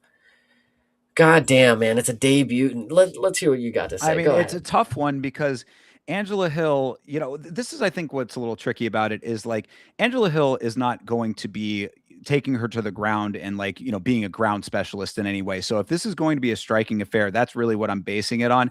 Angela Hill will get her hands on you, clinch you up, try to neutralize the striking, but not in a way that's going to, be threatening for submissions or anything like that. She'll put you on the cage. She'll, do you around a little bit, whatever. She'll try to make it harder for you to strike, but she's not going to take it to the ground. And I think that that's why I'm leaning towards Jingnan is because, if it's going to be straight striking, which they have Angela Hill listed as a Muay Thai fighter herself, at least on ESPN. And I don't know if that's necessarily 100% accurate, but I can understand it considering that again, 1 submission in her entire career. She's only got 5 knockouts in all of those fights that I've listed off. 18-16.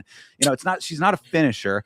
So it's like if this is going to be a striking affair with a little bit of clinching to try to neutralize it, I think that over the course of the fight that Jingnan can overtake if she is anywhere near the level that she was in 1.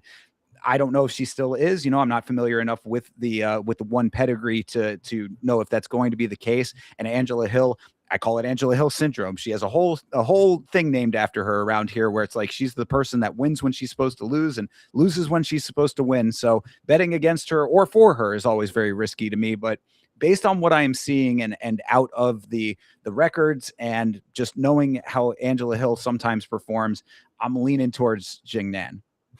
I'm glad you said that because now we are going to be split once again because I am taking Angela Hill. I think Jingnan, if you look at her record, a lot of her last fights are just unanimous decisions. She's just been skating by the competition that they've clearly just been hamming up for her at a later age in her career. This is just the staple of MMA for one at that point, a former champion, give her some layups on her way out. Now she gets signed to the UFC and she's going against somebody who legitimately has experience. And this is not just like, oh, 2 fights in the organization compared to one. This is like 15 fights in the organization kind of deal.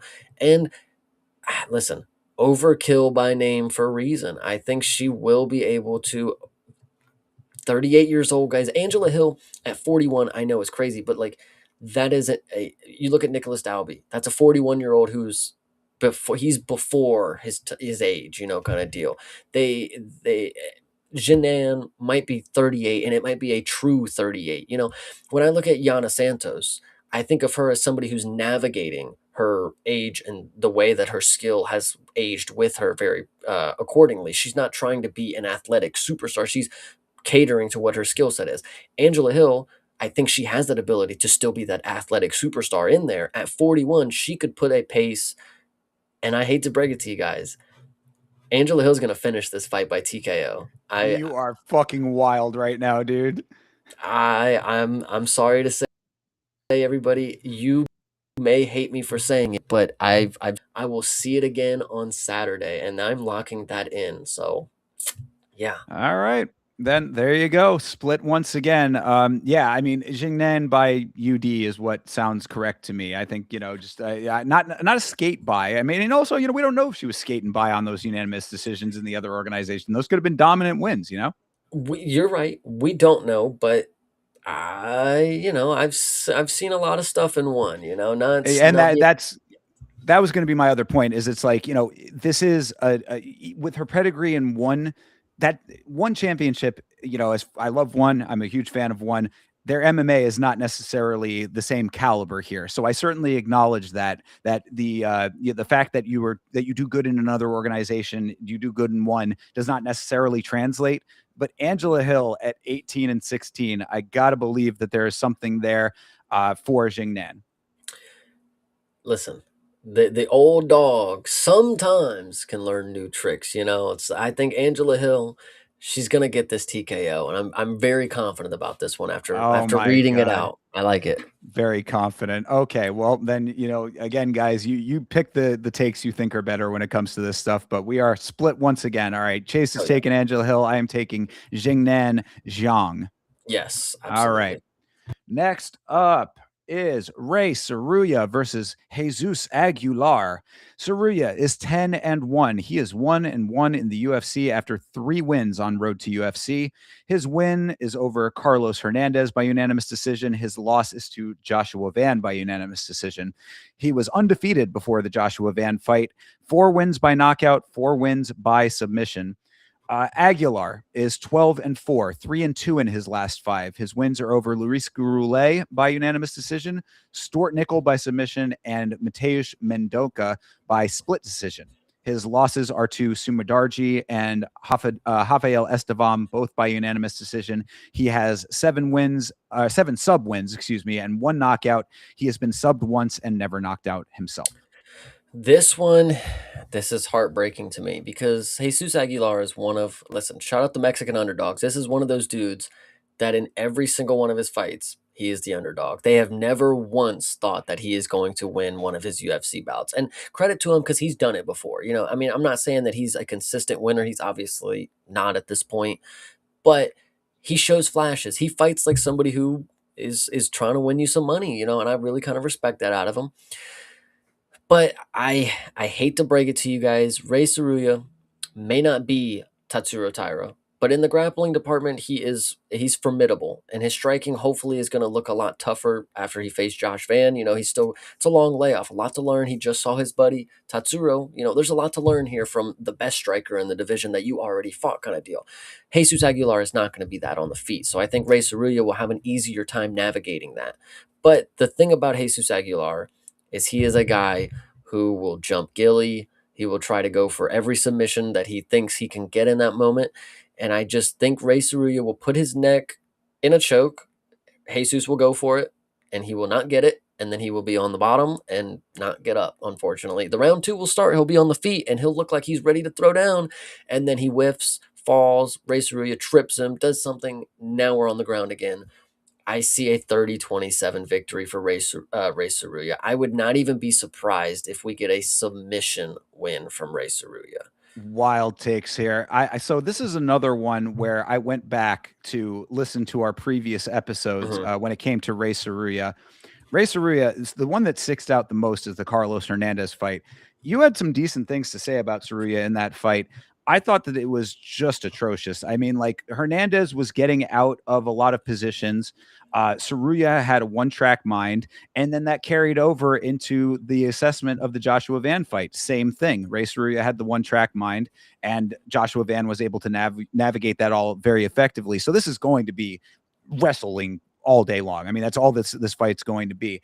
Aguilar at least is a little bit more dynamic, I thought, than Ray Tsuruya. Like we talk about one dimensional. Like I said that about Amorim. Ray Tsuruya, that's exactly what I said about him in previous assessments. One dimensional to the core. So I mean, neither of these guys are going to be great with their striking for sure. But I think that Aguilar is at least a little bit more dynamic than Tsuruya. He's never shown any actual dynamism. The same, you kind of want to compare him to Tatsuro. That's night and day difference as far as what I recall and what I've seen from him. So for those reasons, I am going to be going with Jesus Aguilar on this one. He is the smaller guy, so that might be one of the things that's going to be a problem for him. I could see what you're saying. Oh, weird situations, weird attempts at things could make the dynamics a little bit different. But I think that he should be, at least at this point, with the veteran status of having been in the organization as long as he has been, he should be able to navigate those positions well enough to find the victory himself. See, and that's where it comes down to, do I want to trust the guy who has not shown me much improvement? Every one of Jesus Aguilar's fight is the same thing. He's the shorter guy. He's got to try to break the range. He never really breaks the range. It gets to the ground, but he's never on top. Like, it's unfortunate to say, but Ray Tsuruya, it goes two ways. It goes, he learned that, oh, I can't just grapple. I just got my head beat in by Josh Van, and arguably finished with the body kick. Ref stopped it, but it was clean. Whatever you want to say. He is going to learn from that, and he's going to have a more confident level of strike. He just saw with Tatsuro. You can't just fucking wait there. You're going to get punched in the face, brother. Maybe he might have some level to the game where he looks like he's been doing some kickboxing and whatever you want to say, or he maybe doesn't take it. He's 23 years old. We all can't have the best thoughts. If he watched that Josh Van fight like a fan of the sport, you would say, Josh Van's just special. What was I supposed to do against somebody who's now the champ, who just beat the best Japanese fighter? I'm not even that, So maybe he doesn't come in with a new kind of revamped game plan, and maybe he just sticks to what he knows. Because again, we make dumb decisions. You have your first loss in your career. Do you want to just believe that it was just the best guy in the world, or do you want to try to get better and believe that there's room for improvement? So it is unfortunately one or two of those for if Ray Tsuruya is what he comes into this fight bringing. But I think the Japanese fighters, they have really good teams. They have really good camps. They seem pretty smart to me. At 23 years old, I think Ray Tsuruya is going to be able to make those changes that can definitely keep him in the division. I mean, two Japanese fighters, three at that point, So shout out Ray Tsuruya. I really think he's going to make improvements. I would like to go with the dude who I thought had potential and then just had a bad run at matchups. He was on the shit end of the stick kind of deal when it came to Josh Van. I think improvements will be made, and I'm going to take Ray Tsuruya. Yeah, I mean, that was going to be my point too, is that he is only 23. So, I mean, there is certainly room for improvement. And if he's smart about things, then yeah, improvement is what you will see in this fight. So go out there and show me those improvements and, prove it wrong. But based on what I've seen out of him, I have been very less than impressed. Like, I think that he does not fit the archetype. Like, when you talk about the Japanese fighters and the good camps and all of that kind of stuff, like, I mean, the camp part might be true, but like, he does not fit the archetype of like what you want out of like an up and coming good Japanese fighter to me. I don't think I'm seeing those flex in him. I think, listen, I'm not going to say I agree or disagree with that point itself, because Horiguchi and Tatsuro, they are different than Tsuruya. But and this maybe speaks to this next person that I'm going to compare him to. When I see Ray Tsuruya, I don't see much different between him and Nakamura, and maybe that speaks to the point that maybe Nakamura is not really going to be the greatest of all, but the wrestling, grappling heavy guys, they do rely on it a lot, but it is very effective. They know that the confidence that they have in their grappling is there. They just have to be able to prove that they're something to worry about on the feet, because that's what's going to create the openings to get people to the ground. Oh no, I mean So I get you with that. I'm just mm, saying, like I don't, but like if you're going into that, like and not like if he shows me that in this fight, then fair. But like if he's going to rely on that against this guy who is also coming from the exact same starting point, then I think you're just going to have a lot of exchanges, and then it's really may the best man win in that. And I think that Aguilar does have the ability to be the better man based on his tenure. yeah. So that's I like being split on this one. I feel it's unfortunate that I'm not going with my boy Jesus, but sometimes you really just got to make a business call. Some people are 10-1, some people are 12-4. It's just unfortunate. Yeah, for sure. And I mean, like if this was a different opponent that was striker heavy, then like, and again, Ray Tsuruya has a prime opportunity right here to become that, because we just saw Aguilar lose to Sumudaerji, who is about as middle of the road as you can get when it comes to the division, but he used his range and his length very effectively with the striking to just neutralize everything that the smaller Aguilar was trying to do. So if Ray Tsuruya does come out here and just become like a kickboxer overnight, then there's probably a great victory in this for him. So if he shows that kind of evolution, then I will gladly take the L on this. And go ahead, Ray Tsuruya, become the man. I'm ready for it. Losing to Josh Van is going to open a lot of people's eyes now. That like, yeah, you face the best in the world. Like, so you better get with it or get out, because that's the meta right now, is beat your fucking head in and just get up off the ground. So whatever. Yeah, I mean, because going back again, listening to our assessment of the Josh Van fight again, I said Ray Tsuruya very one-dimensional, considering that Josh Van was able to stuff the takedowns and then make him look foolish on the feet. So I mean, Yep. like go out here and don't look foolish on the feet. Yeah, but have some confidence that he's the last guy to make you look foolish on the feet, and you just got to give him hats off because he's just that good. Right. Jesus Aguilar, if he makes you look foolish on the feet, now we're starting to see the progression of a not great fighter.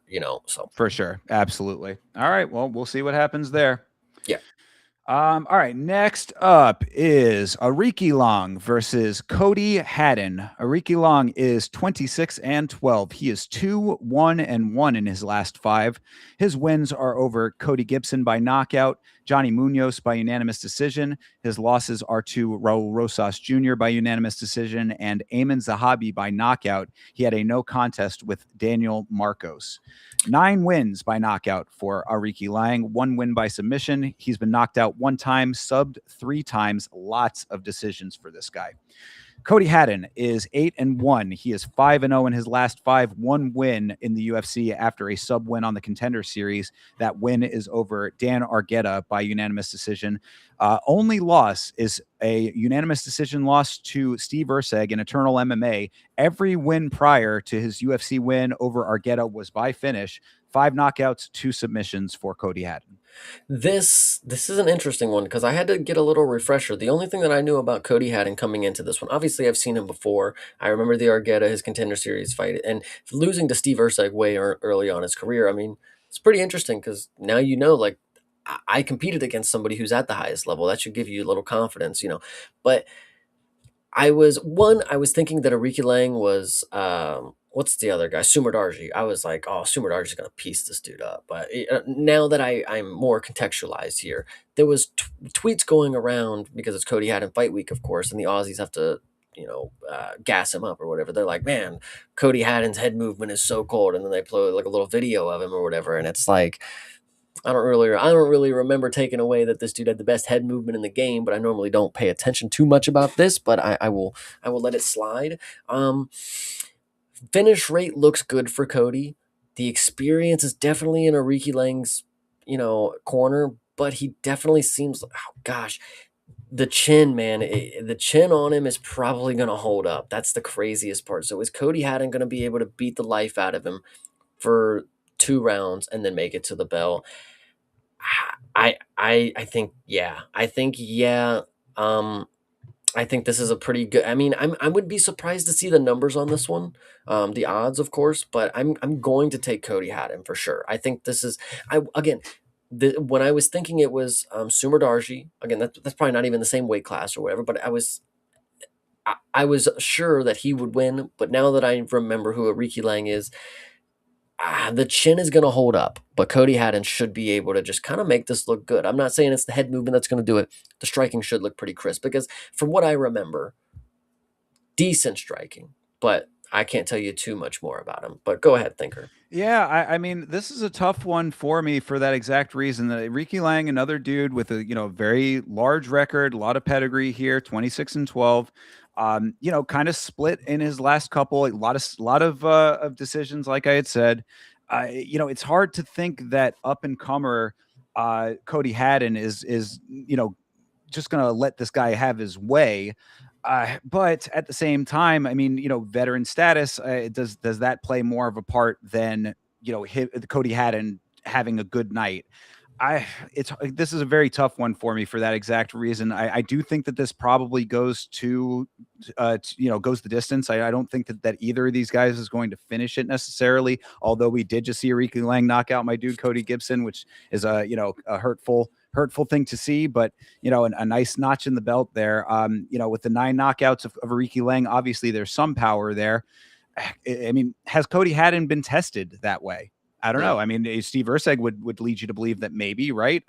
But that was early on in Urseg's career. So he took him to decision. I mean, third fight in his career. I don't know how, but you know what? Let's actually double check. How many fights into Steve Urseg's career was that? I think that might be a good, because if it was both of their third fights, I mean, obviously, but if Steve Urseg had a little bit of experience on him, this was 1, 2, 3, 4, 5, 6, 7. So this is after Steve Urseg had won a belt in Eternal MMA. I don't know if he just vacated or something because he fought Cody Haddon after and won by unanimous decision. So decent amount of experience, championship level experience for a regional promotion kind of deal.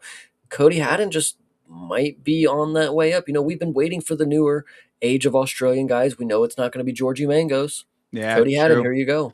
I think I'm also going with Haddon on this one based on what we've been talking it through. I think that what? I was gonna say it's not thickness either. So I mean, we can't we gotta get one out of them. Yeah, absolutely. I think that Aoriqileng is that exactly that baseline kind of fighter that should be, if you are going to be in the UFC and you're wanting to make an actual run for this thing, you want to actually be a fighter in this organization in the long term. This is the exact level of fighter that you need to be able to beat. Dan Argueta does not give me a ton of confidence, as far as oh yeah, this guy is next up after a win like that. Unanimous decision win over Argueta. If I'm starting to see finishes in the organization, I'd have a little bit more confidence. But I'm gonna side with the Australian on this one. I think that that coming in, being a little bit hungrier, perhaps.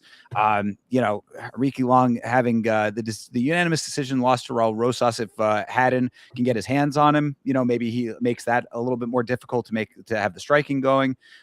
He has been knocked out by Ayman Zahabi. There's, I think, potentially maybe a finish in this for Haddon. I don't know. I think that it ends up going to decision, but I think Haddon, as the hungrier fighter, maybe gets the job done. I would like to believe that this is going to go to decision. I did see the finish by Ayman Zahabi, but if you're on my side these days, you would know that he might have been a dog all along. So. Cody Haddon, I would say, is going to go to decision for sheer fact that Aoriqileng's head is as square as they come. It is true. Also, it must be noted that the no contest with Daniel Marcos was the time when Aoriqileng went nuts first into an upstretched foot. Daniel Marcos was basically going for an up kick, and he jumped directly nuts onto the kick. Pogo sticked it. Okay. Yeah, it was just about as direct impact as you could ever see in your life, and it always sticks out in my mind. And any time that I am reminded of that, it needs to be stated. So when they called that, just for clarification, when they called that fight, did they say by way of by way of testicle loss? Gotcha. Good yes, deal. It was a testicle knockout, actually. Gotcha. Love it. Okay, yeah. Good deal. So, but yeah, no. So yeah, this is a tough one for me to call. I don't have I'm not feeling strongly about this one like I was about some of the other ones, but I will go with Haddon. Absolutely. I definitely feel stronger about Angela Hill, which is the craziest part here. I cannot wait for that fight just to see how that one goes down now. Oh yeah. All right, next up, this is one that I have a much stronger opinion about. This is Ding Meng versus Jose Henrique. Sorry, I just want to adjust that. There we go. Ding Meng versus Jose Henrique. Ding is 34-9. He is 3-2 in his last 5. This is his UFC debut after a unanimous decision loss on the Contender Series in 2024. UD lost in his last fight. 2 wins by knockout before that. Unanimous decision loss before that, and 7 knockout wins before that. So a little bit of a checkerboard there, but 7 knockouts in a row before that. Brother has 27 knockouts on his record. Yes, 29 finishes. Yeah.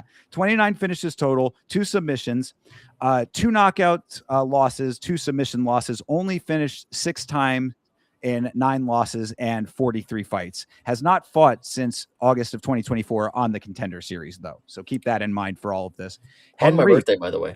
There you go. Happy late birthday to you. Henrique is 8-1. He is 4-1 in his last 5. This is also his UFC debut after a knockout loss on the Contender Series in 2022 as well. Also from the Contender Series loss, that is, in 2022. 6 wins by knockout, 1 loss by knockout. Also has not fought since November of 2024. So both these guys coming off of long layoffs and losses on the Contender Series. This one is an interesting matchup because when you think of the Contender Series, you're like, oh yeah, you win and you're impressive, you get into the organization. No, sometimes you just compete, get knocked out, and you just show up. You just show the fuck up, you know? And it's funny because this dude's 8-1. His last 3 fights, he fought the same dude twice, and then before that he lost. So pretty funny. I can understand why they would do the rematch. I mean, he knocked that dude out in 5 seconds before the fight ends or whatever. So fair play that they run it back, majority decision, whatever. He lost in the Contender Series by knockout, but that's none of my business. Now, Brazilian might be a tough guy. That's fine. I'm not seeing anything that makes me believe that he's going to be as skillful as I believe. But the thing that is key to note, most Brazilians, not making a stereotype, but from what I would say, he potentially could be one of these massive fucking Brazilians that cut so much fucking weight that even across from a Chinaman who is 6'2", which I want you guys to think about this. 6'2" from this is kind of an anomaly when it comes to this is a ginormous dude when it comes to this region of fighters. And I think it's very important, we got to see some guys win. I would like to believe that this dude might come out here. Like if you look at this dude right here, he looks like he is ruthless. His nickname's like the Assassin or something. He looks like he smokes cigarettes in a booth. I know I say that about a lot of people, but this guy right here is looking like it. And that normally means that you're gonna do some good. And like you've mentioned, this dude has 27 knockouts. Whether that's real knockouts or just to get the bill paid on the tab, I don't know. But 6'2" Chinese guy, I want to believe that this is some good stuff here. With the amount of experience, I just don't think you could do wrong here. 31 is still like right in the prime of his time. It's like, okay, it's now time to let's see if the life's going to come true. 24 years old, you've already got knocked out on the Contender Series by the first jump in competition.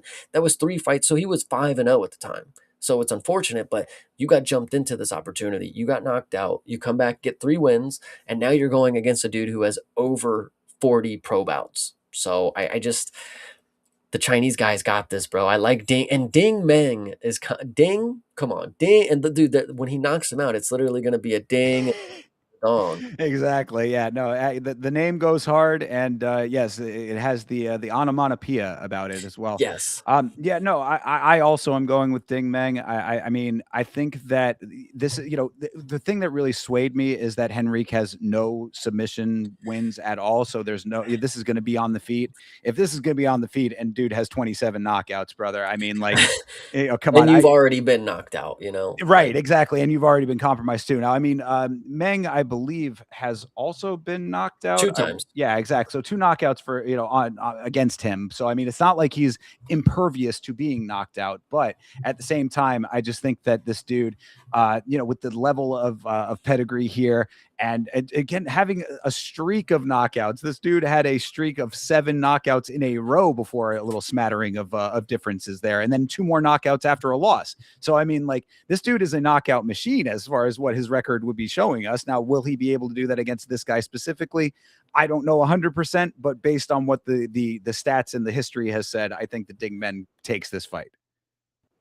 I think there's interesting information that I just found out here, and this is Yeah. so he's 27 knockouts, 2 times being finished. Well, one of those was a TKO corner stoppage, so they stopped him from continuing. So he had nothing to do. He was perfectly about to go in there, is what it seems like from what I would read there. And then also the other knockout that he has, and this is where it gets really unfortunate. It was his debut in one championship. Wait, sorry. No, I'm sorry. Where's this at? I just saw. I'm sorry. It wasn't his debut. It was his second fight in one championship. He got knocked out in the first round by a guy who has one professional bout ever, and it is the knockout on him. Yikes. So, and that was back in 2019. Never He competed could, again. he could have been a Muay Thai guy or something, I don't know, somebody who's competing in a different True. sport. That's a really good point, and maybe and that's maybe that builds to the loss not really being all that. Like, oh yeah, he went against a kickboxing legend or whatever, and he fucking kicked him in the head in the first round. Like, what can you do? But from what I'm seeing, I mean, guys, there's no way you don't take Mr. Ding Dong here. Oh my God, saying that and calling him a Chinese slur as well. Chase, you're on a roll tonight. But Well, yeah. all right. But either way, I think that Ding Meng, I mean, based on, again, purely off of the analytics right now, I mean, what will this fight go exactly that way? We will, of course, wait and see. But I did think it was a little odd that both of these guys had a long layoff, though. You know what I mean? Like these two dudes, not, very just taking long stretches of time off. It's not even about the time laid off. I mean, yes, that is an issue, but it's the fact that they're even here when neither of them have, when people 5-0, you're too green, of course, but 3 more bouts after, brother, you're only 8-1. You just got knocked out 3 fights ago. I don't see why you're here. I'm not gonna lie to you. And then when it comes to Ding Meng, I mean, you've Because had an we're in illustrious Macau. career. I mean, I get that one for Ding Meng, but like, again, you lost on Contender Series. You didn't go to Road to UFC. It's like, aren't we supposed to be funneling our talent through? Like, I don't know. It's kind of weird to me, isn't it? No. I mean, but no, again, like I said, we're in Macau, bro. We need a nice win for Ding Meng in front of the True. hometown. I'm with it. I think Henrique is signing up for a lot here. He might think he's going to come upset the world, but I don't think that that's what's going to happen here. Yeah, I don't think we're going to be getting to see his picture added to ESPN, is what I'm saying. No, definitely not. Yeah. All right. Well, there you have it. So we'll see what happens in that one. And then your featured prelim here is an interesting one. This is Yi Sak Lee versus Luis Felipe Diaz. Lee is 8-1. He is 4-1 in his last 5. This is his UFC debut. He is a Korean middleweight. 7 of his 8 wins are by finish, 4 by knockout, 3 by submission. He has a loss by submission. 1 decision in his career is a unanimous decision win for him. Aside from his first 2 fights at an organization called TFC, he has never fought in the same promotion twice in a row. I thought was interesting. So kind of goes to your point about, being more well-versed just by being around different areas of the world, perhaps. And of course, he is Korean, so different than the records that you would be getting from the Chinese competitors. On the other side, Diaz is 17-5. He is 3-2 in his last 5. This is his UFC debut after a win on the Contender Series. He is a Brazilian middleweight. 8 wins by knockout, 8 wins by sub. Another well-rounded guy. 3 fight finish streak, including the Contender Series round 2 submission win. He's been to decision 3 times in 22 fights. He is 1-2 in decisions. Key to know, you specifically pointed that out, that he is a Brazilian middleweight. This is a light heavyweight fight. Well, then isn't that interesting? It is very interesting because how often do you see us? Again, this goes back to listen. the Asian regions, we just don't get many guys that are in these larger weight classes. We have a South Korean who is in light heavyweight. I think this is, as of right now, an anomaly. And when you think, I mean, middleweight, sure, maybe there's a reason that they're moving up. Maybe it was scheduled a little late and that's what they decided. I don't know. But at that size, and for me personally, when it comes to the Korean guys, if they are striking base, I'm cool for it. They fight like their fucking lives are on the line, and I am down for it. But this dude, he's been submitted. Don't get me wrong. He doesn't have the greatest submissions because he's been submitted, but he also does have 3 submissions to his name. So he's not a noob. He's well versed when it comes to it. He's experienced a submission loss, and he came back from that and got submissions on top of that as well. And the fact that he's never been finished on the feet, he's got 4 knockouts to his name. I mean, the Brazilian guy does have a lot of experience, but 26 years old for the Korean guy. I'm hesitant to believe that this dude will get a first round knockout, and I think I'm going to live on that hill right there. For the Korean, for Lee.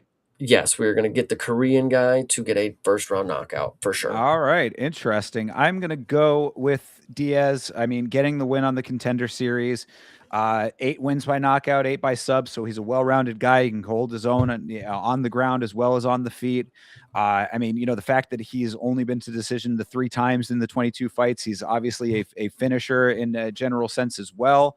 I just think that the well-roundedness is obviously there based on the record. Now, being at a higher weight, I think also kind of plays a little bit into his strengths more than to Lee's strengths, I would say. If they're both middleweights at core, you'd think that the Korean would be a little bit better with the movement, but the added weight might slow that down a little bit. And, I think that Diaz might have the advantage on there too. So I'm going to go with Diaz.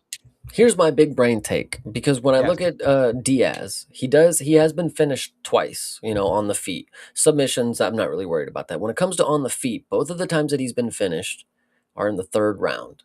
So I'm hesitant to believe that he takes a lot of damage and he wears, and at the end of the fight, they either have to step in or he falls, So and that's not every time, of course. That's just the 2 specific losses that he's been finished, on the feet.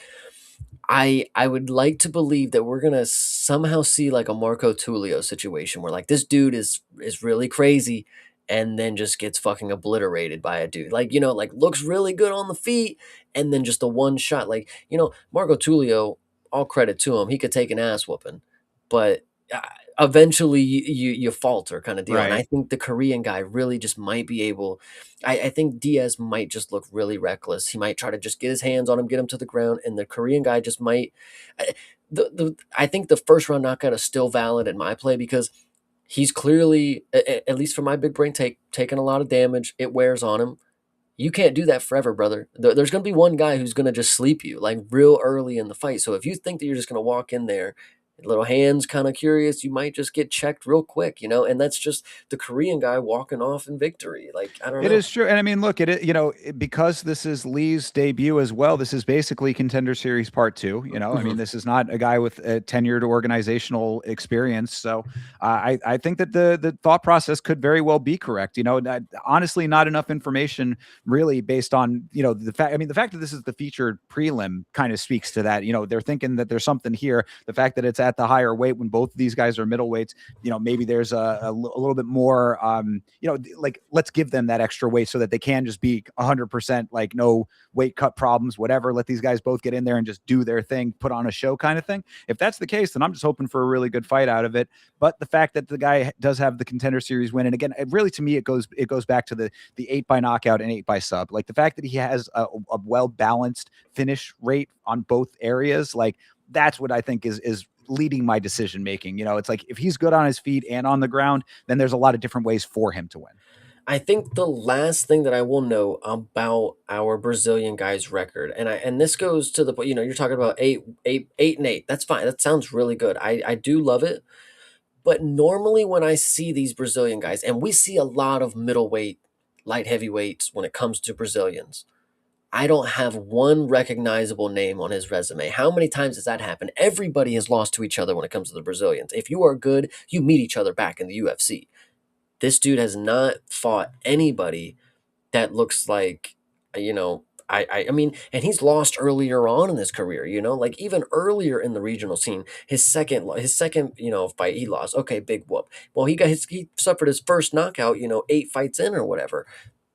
I'm just not thinking this dude's really as big and bad because how didn't you run into a RoboCop? How didn't you run into yada yada yada? Where are all these big names that are into the UFC right now that are at those weights? Like, how the fuck you ain't fight none of them? Yeah, no, I'm I mean, just you make sense there, but I mean, has Lee fought? I mean, I don't know. Has Lee run into anybody that we should be aware of too?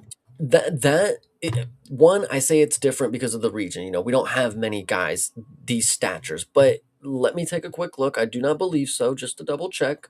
Nobody. I mean, these are not names that I'm necessarily going to recognize right off the bat, but I think sky's the limit for somebody who's 8-1 that we know nothing about. Of course, Diaz, I also know nothing about. I can just look at the records and make assumptions, but um 26 years old, this is not somebody who they wanted Korea, whoever was, his team, they were like, you are going to the next level. There's no reason for you to be on the regional circuit and do road to the UFC or end up going be like these Chinese fighters that do was like 36-9 or whatever the fuck it was. Like there's no reason for that. You are obviously better than this. I would like to believe that Yisak Lee, I kind of like it, man. Let's go. All right, I'm with it. Well, we will, we'll split on this and we'll see what happens. You're taking Diaz. Yeah, yeah, Okay. yeah, yeah, absolutely, yeah. Taking Diaz. Ooh, it's gonna be a good one. It sucks because one of us is not gonna be right at all. I know. Oh yeah, no, we're split. We're split on a lot of these on this go around. So this will be an interesting one for sure. We Yes. shall see. All right. Next up is more. Okay, now we're finally getting into main card. So these are names that you'll probably be a little bit more familiar with. So this is Alex Perez versus Sumudaerji, as you were mistaking our dude Aoriqileng for earlier. So Alex Perez versus Sumudaerji. Perez is 26-10. He is 2-3 in his last 5.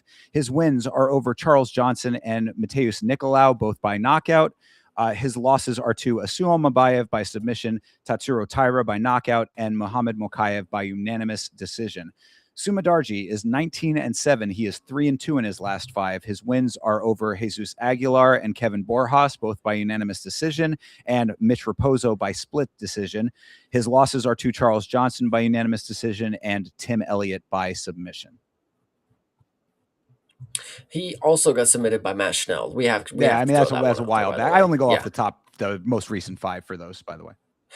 Well, it is a while back, but for context, it is just the 6th fight. It's 5 fights that you do. The 6th one is a submission by Matt Schnell. So absolutely. I think that is very, very key to point. But this one, listen. I am now a big fan of Alex Perez.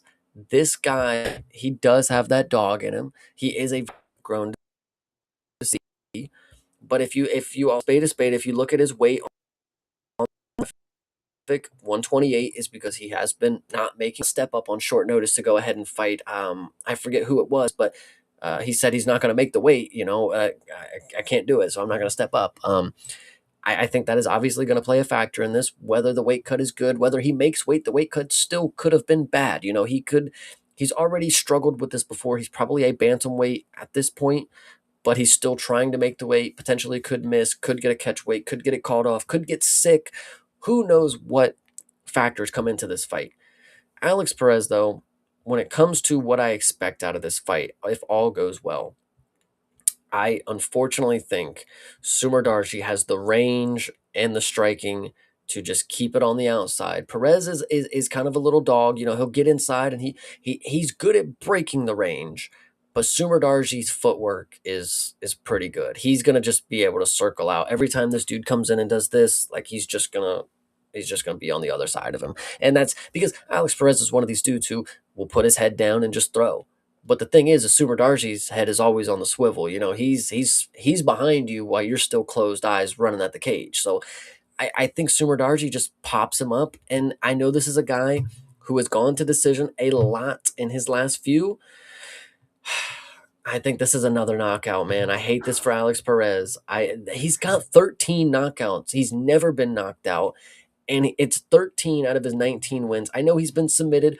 They would tell you, they swear by it, that Alex Perez is a grappler. Well, he got submitted by Asu Amabayev in a standing Fucking guillotine. easy, bro. He got submitted He by Sue by jump standing guillotine off of him just climbing up him. and I'm not saying that this was anything he could have prevented, but he did get grappled and TKO'd by Tatsuro Taira. So this dude is not somebody that I would say, Sumudaerji has 6 submission losses, but Alex Perez is not no fucking grappler. This dude puts his hands up and he goes to fucking fight, and that's what I love about him. You can think he's a grappler, but when you get in there to fight with him, you're fighting somebody who's going to strike with you. And Sumudaerji, I think, is just going to navigate this very, very well, and it's going to be another first round knockout, man. Alex Perez chin is just not it's not going to be there, man. I hate to say it. I mean, I don't know if I would go as far as to say it's going to be a knockout, but I am also going with Sumudaerji, and I'll tell you the reason why to me is because people will look at the most recent wins. As I said, I only do those last 5 just for the sake of the show because we can't go through the entire record per fight, of course. But if you go back farther in Alex Perez's record, like people will say, Sue Amabayev, potential contender. Tatsuro Taira just fought for the belt. Muhammad Mokaev, potential contender if he ever gets back into the organization. If you go back in the record, though, his losses are further back are not great. I mean, this guy, and also his wins are not that great either. I mean, this dude does not have a strength of record that really lends himself to being those losses age well. But look at the wins that he has too, though. He doesn't really have that many I mean, Charles Johnson, sure. But he's a perennial, a divisional guy. So, I mean, he's kind of all over the place. I mean, he beat the champion and he loses to Alex Perez. You know what I mean? It's I wouldn't say that Charles Johnson is the greatest barometer, but I'm just going back point by point over Perez's record. It's not the strongest credentials on the planet. And then the losses as well. A lot of those losses, especially recently, not really, like I said about Asu. I mean, Asu literally climbed up this dude and just took his neck standing. You don't see that very often at high levels for a reason, but he made it happen. I think that your assessment of Sumudaerji is exactly correct. Long, rangy guy. Perez is a shorter, kind of stout guy. He wants to be able to get in on the inside for the striking. If Sumudaerji is going to stand in the pocket with him, then maybe he's got a chance. But Sumudaerji doesn't do that. He moves too effectively. He's on the outside. He'll be throwing his kicks. He'll be striking from range. He'll be moving, circling out, doing all of the same shit he did against Jesus Aguilar right here. So I think that Sumudaerji ends up taking this fight. I don't know if he's going to knock him out necessarily, but I do think that the only thing I could see is if Perez wants to actually get his grappling on. If he really wants to, just be balls to the wall, double leg takedown, shoot a football tackle on him or something like that. Maybe there's a chance there, but I just don't see it happening. I think Sumudaerji, even though he is just middle of the pack baseline, that's what you need to be as far as your base goes. Having that as the foundation, that to me is something that should be able to be enough. Good fundamentals should be enough to beat Perez. What I'll say, and I hate to say it this way, but again, spade is a spade. I do make the commentary that is necessary. I truly believe that Alex Perez is somebody that deserves fans. I would hope that he knows that I am a fan when I say this, but I am also somebody who is trying to make the best judgment call when it comes to picking the fights correctly. Alex Perez is at a point in his career where his body fails him often. 2 of the fights that he was in, didn't go his way. He's missing weight. I already brought this up, but I think we are unfortunately in a scenario where a knockout comes and you're like, fucking, god damn it, he rolled his ankle or something, and then or he had a bad cut, and and we don't know that until he's walking out and they'll be like, man, he said he was shitting his brains out for 12 hours before this fight. Is anybody? And it's how did we not figure this out? How did we not know he got hit by a car yesterday? Right. I just, Alex Perez, all credit to you, much respect. Hope you know that I'm just making the call, brother, but I think TKO is coming. I'm with it. All right. Well, then we will see on that one. We are in lockstep on this one. Hell yeah. Next up, fight, interesting to me at least. This is Muslim Salikhov versus Jake Matthews. Salikhov is 22-6. He is 3-2 in his last 5. His wins are over Carlos Leal and Song Kanan, both by knockout, and Santiago Ponzinibbio by split decision. His losses are to Uros Medic and Randy Brown, both by knockout. Matthews is 22-8. He is 3-2 in his last 5. His wins are over Chidi and Njokuani by submission, Francisco Prado and Phil Rowe both by unanimous decision. His losses are to Neil Magny by sub and Michael Morales by unanimous decision. This one is good because if you guys have been keeping up with the podcast for a while, you have heard the Muslim Salikhov slander, the old man slander. I mean, he's going to get, it's not just him. It's not him specifically. It is the over a certain age conversation. And he does fit the build. So I do have to talk about it. But in this specific instance, Jake Matthews, I know he finished Neil Magny and they didn't give it to him. But that was one of the crazier moments that I don't know if you could get over. I nearly put lost to Neil Magny by Lazarus submission, because it was like a submission that came back from the dead, Yeah, that is insane that I have this. I know he beat Chidi, and I had Chidi in that fight, and he made quick work of him, submit him in the first round, no big deal. But Jake Matthews, he left an impression in my brain of this dude's a fuck up. How did you lose? Like, how did you lose that Neil Magny fight? Like, I understand that you had to finish, but you still had to finish strong, brother. Like to get finished by him, to get submitted to, like, it really just rubs you the wrong way. You don't think it was the adrenaline dump and what all people always say about that kind of shit? Oh yeah, it was. He was already past the fight and then he had to get back in the fight. In that specific scenario, maybe right. I'll give it to him, but in other ones, no, I'm not normally that guy. This one, though, with the stigma that I have on Jake Matthews, and for how good Muslim Salikhov still seems to be on the feet, not just good, but elusive. He's still very, very technical on the feet. He's very hard to read, and when you think that you have the read, that's where he catches you because he's very good at setting traps. Carlos Leal found out really, really quick, and I think potentially we could see something similar to that where it's just an easy, he just clocks him. Not necessarily a punch. He could get back to a spin kick. Jake Matthews totally seems like that type of dude who just puts his hands up and gets rocked with a fucking kick and now he's wobbling all over like I gotta go ahead and believe that Muslim Salikhov is gonna do it for the unks out there. And I hate to say it because I have always, your time comes. His time did come against Medic, and it showed right there. But Jake Matthews is the type of dude that I don't personally see to go out there and bum rush the dude. And even if you do, you still could look like Carlos Leal. I would say it was a 50-50 for Medic that he won right there. I mean, it could have went other ways. Medic has been finished before. He's a finish or be finished guy. Muslim Salikhov, I mean, for the recent history, he's been a finisher or finished kind of guy. So I would love to believe that he would beat Jake Matthews by knockout.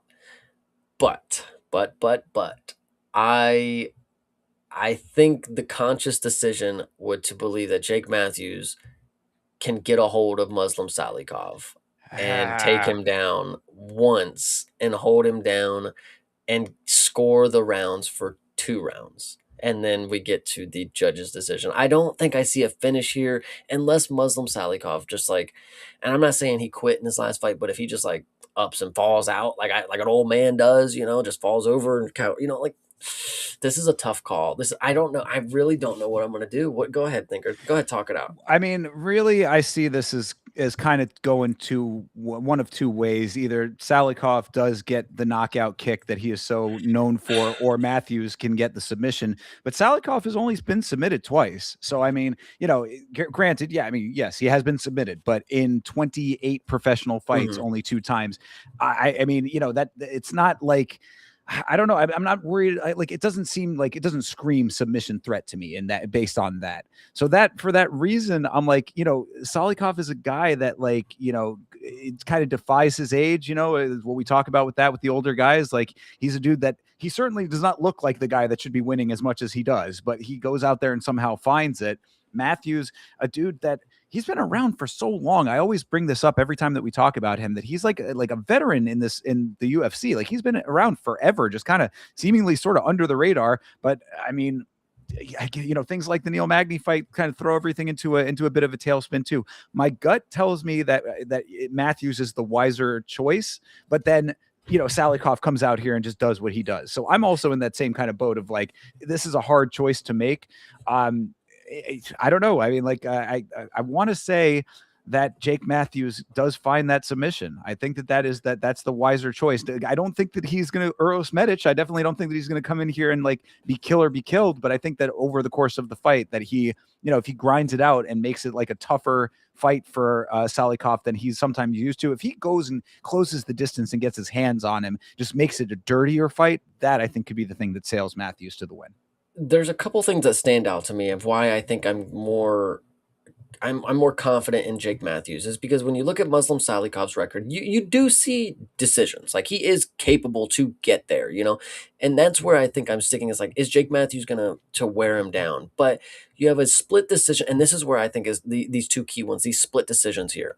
Zaleski dos Santos, we know he's not all that, Man, he's and then gone. the other one is. And then Santiago Ponzinibbio, who we know is not all that. These are split decisions. He's going razor thin with the dudes who are just levels above the next guy that he beats, kind of deal.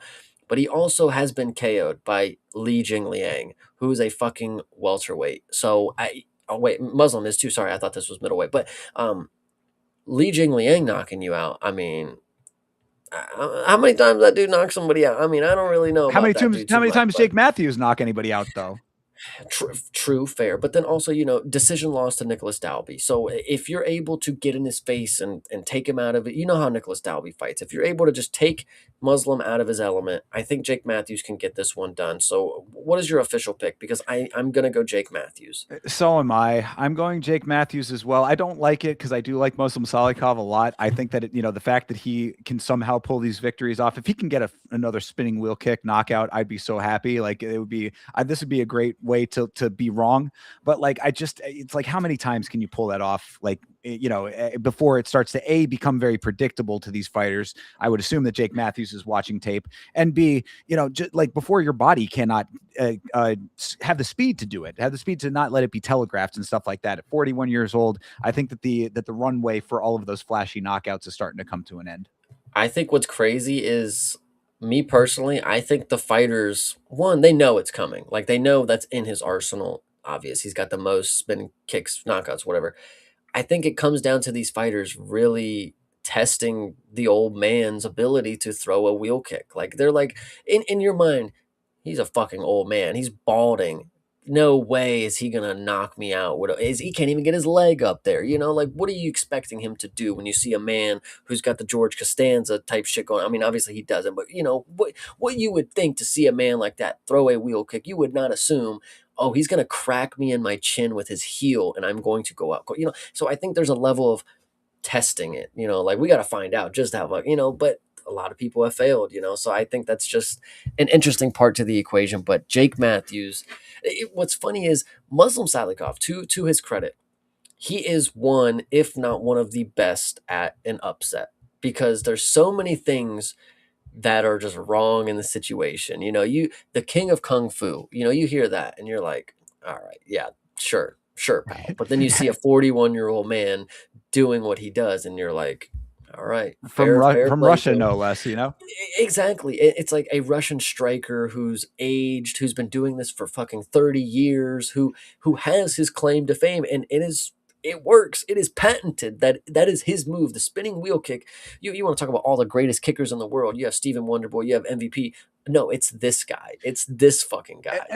I'm glad that you say that at the very least, because if both of us are going with Jake Matthews, I think it's a major disservice to Muslim Salikhov. I kind of want to go off of what we're saying. Like I want to, but I don't think that I can't. But like I do think that it needs to be acknowledged that Muslim Salikhov is one of the best kickers out there. I mean, This man has so many knockouts with the spinning wheel kick that and at the advanced age too. These are not like past era stuff. This is recent history that this guy has been doing this shit. So it's like there are guys that have been able to overtake him. I mean, again, getting knocked out by Uros Medic, that makes sense based on what we know about him. Randy Brown, kind of 50-50, I guess, at this point. I was a little bit higher on him before. He's starting to kind of prove to be maybe a little bit more middle of the road than I would have thought. But still, a guy that can get the win like that. So it's like these are not bad losses for Muslim Salikhov, but like what you said about the Santiago Ponzinibbio split decision, that does kind of like play the bigger part here. And again, Jake Matthews is the type of dude who is going to try to get his hands on him. And if he can do that,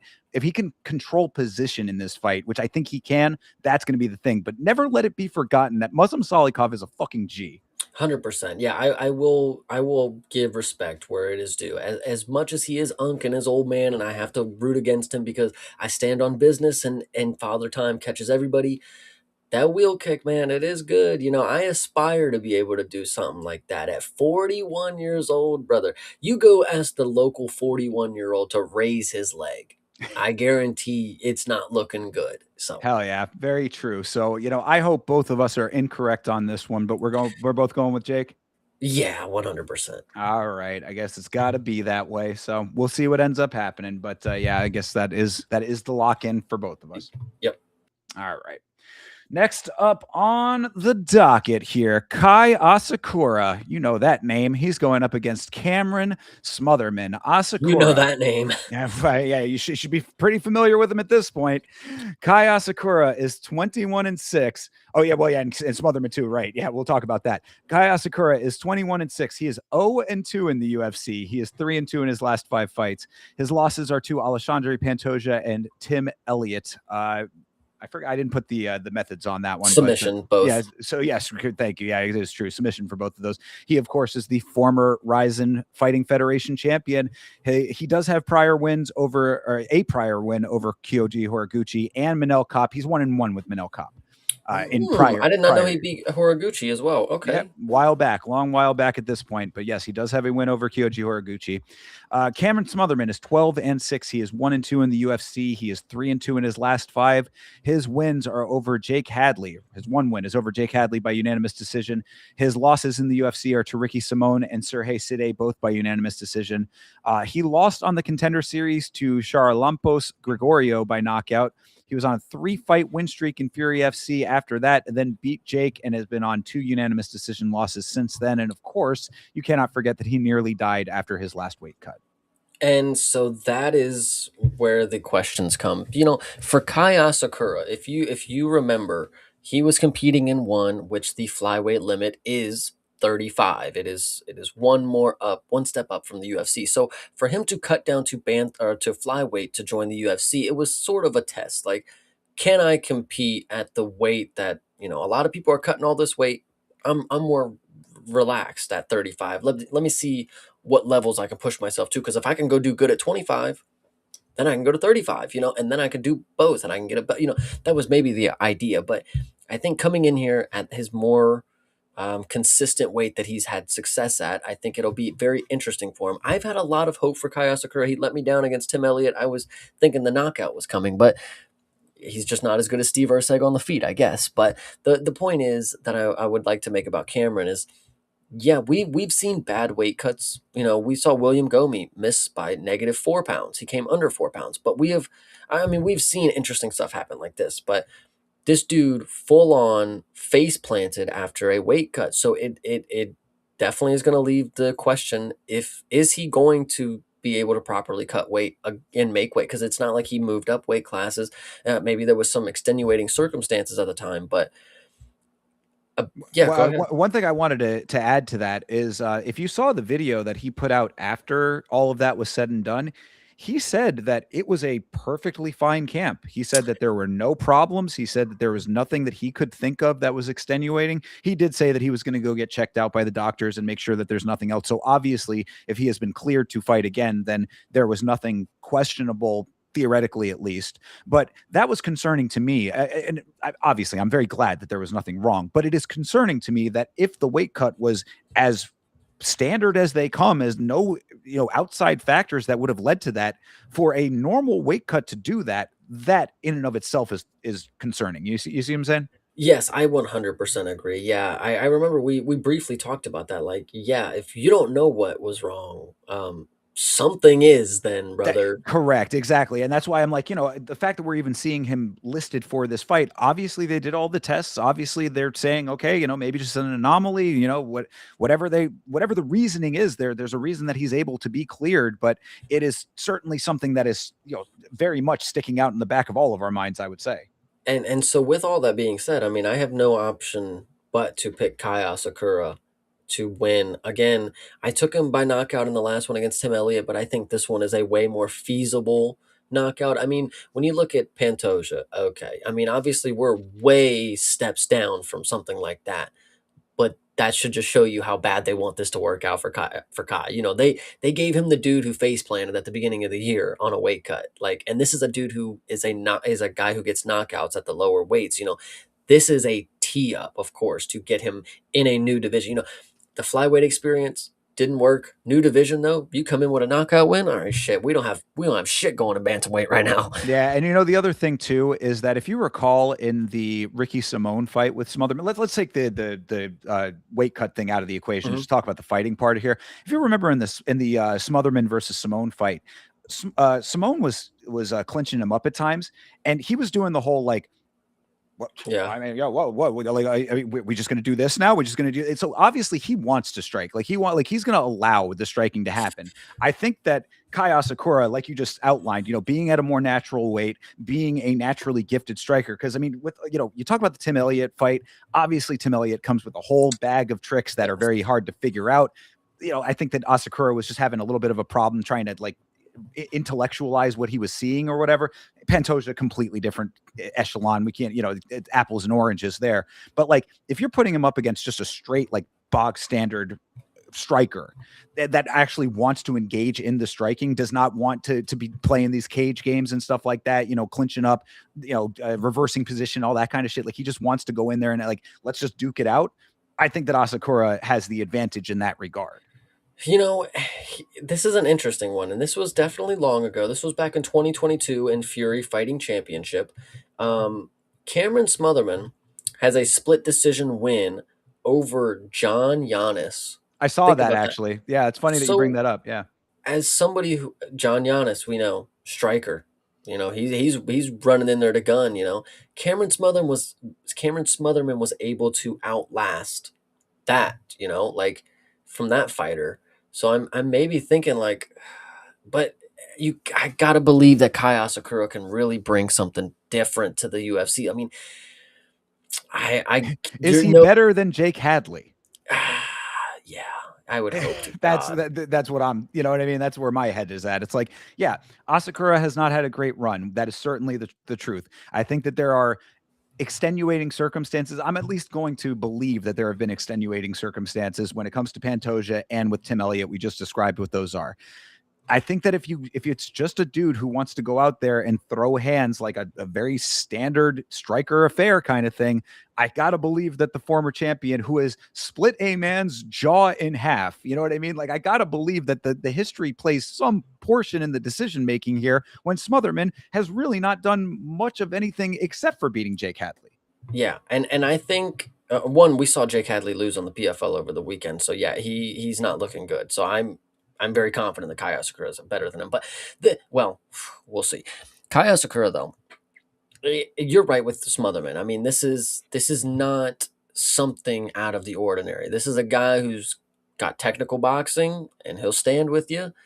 You know, I mean, you see that everywhere around the block. A guy who trains boxing. There's things that people do that separate them. Obviously, Tim Elliott is doing things that separate him. It's hard to catch a read. You know, Pantoja, not Pantoja, Pantoja, yes, but Steve Erceg proved that a level of technicality can beat a sort of wild and unorthodox style out of Tim Elliott. I think Kai Asakura didn't have that opportunity. You know, he was too lost in the sauce, got taken down, eventually subbed. And then when you look at Pantoja, that is also somebody who, I mean, at the end of the day, when it comes to that fight, Pantoja was confident that he was going to take every shot. And then once I've taken all of them, I'm just going to take you down and sub you. And Kai Sakura, credit to him, he threw the kitchen sink at him in the first round. That dude ate every fucking shot, took him down and submitted him. Not everybody's going to be able to do that, but I think Smotherman is going to be standing in front of a lethal striker in Kai Asakura. So I'm definitely going Kai Asakura on this one. Yeah, so am I. So am I. And I mean, Smotherman has an opportunity here to to do something that it will be very impressive if he can beat Asakura, because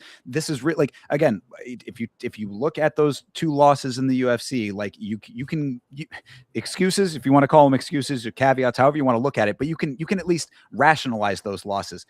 Smotherman beating him in a straight striker versus striker matchup would be a very big feather in the Smotherman cap, I would say. So go out there and make it yours if you really want to be that guy. But I just don't see it off rip. So Yeah, this is such a crazy matchup to even be happening. They clearly gotta get Kai Asakura, and shout out to Tyler Betts. They want Kai versus O'Malley. I think as what the White House press conference has shown, O'Malley is not in no more. I would say they want Kai versus Peyton Talbot, but that's just me. could very well be that too. Interesting idea if that is the case. But for first, Kai has to get a win. Period. So let's see if True, he can actually do that. 100%. Yeah, All right.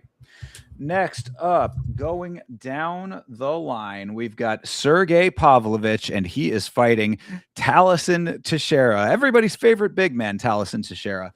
the big Uh, guy, of course. yeah. All right. Well, Pavlovich is 20-3. He is 3-2 in his last 5. His wins are over Waldo Cortez Acosta and Jairzinho Rosenstreich, both by unanimous decision, and Curtis Blades by knockout. His losses are to Alexander Volkov by decision and Tom Aspinall by knockout. Was on a 6-fight win streak prior to the Aspinall loss, all by knockout. 2-1 since that fight, 2-2 if you include it. Prior to that, aside from one loss to Alistair Overeem, he was undefeated, 18-1 with the Overeem loss being that one. So keep all of that in mind. Teixeira is 9-1. He is 2-1 in the UFC after a win on the Contender Series. He is 4-1 in his last 5. His wins are over Tai Tuivasa by unanimous decision and Justin Tafa by knockout. His loss is to Derek Lewis by knockout. Prior to the Lewis loss, he was on an 8-fight win streak, all by finish, 7 knockouts, 1 submission. This one is by far, and I truly mean this. And this is no shade to Sergei Pavlovich as a person. You know, Tallison, if you want to catch shade, by all means.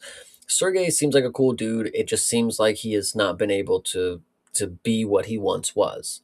But The what I what, downfall, sorry, just to say the no, go ahead. downfall of Pavlovich is like one that I think is like, if he does not turn around like immediately, is going to be like the downfall of Pavlovich must be studied kind of thing. Cause like Yeah, we've never seen a guy go from being such a world ender to just being so mid. I mean, like yeah. it really is bad, but sorry, I didn't mean to interrupt. No, you're fine. And I think, I mean, you're setting great context because from what he once was, and for what we know Tallison actually is, this has to be one of the more uninteresting fights at heavyweight.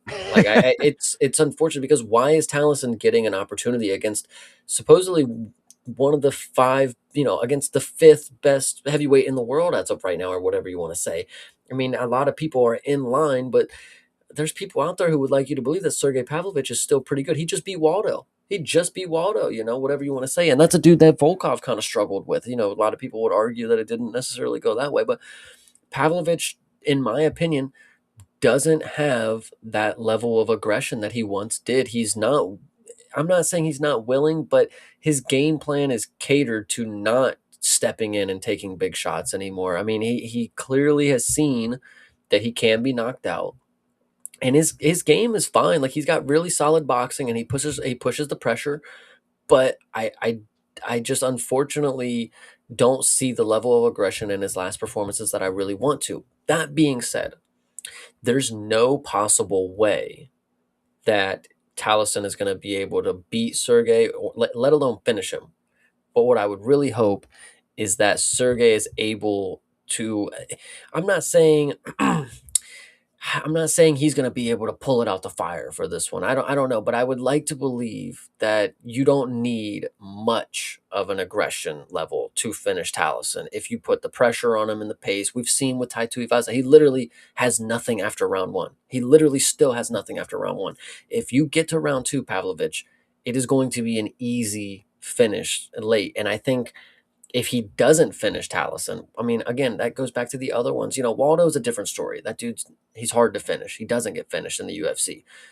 When it comes to Tallison, he doesn't get finished, but he very well needs to be. It's very easy of a thing that could happen if you give him the right opponents. Derek Lewis literally did it. So, Pavlovich, if you don't finish Tallison, it is a very sad realization of where your career, where your ceiling is, and that's just unfortunate because Tallison Teixeira is not a good heavyweight. It's just sad. I unfortunately hate it. Yeah, I mean, we've seen so much context now for both of these guys that I think the decision becomes very clear if you break it down based on the last couple of fights.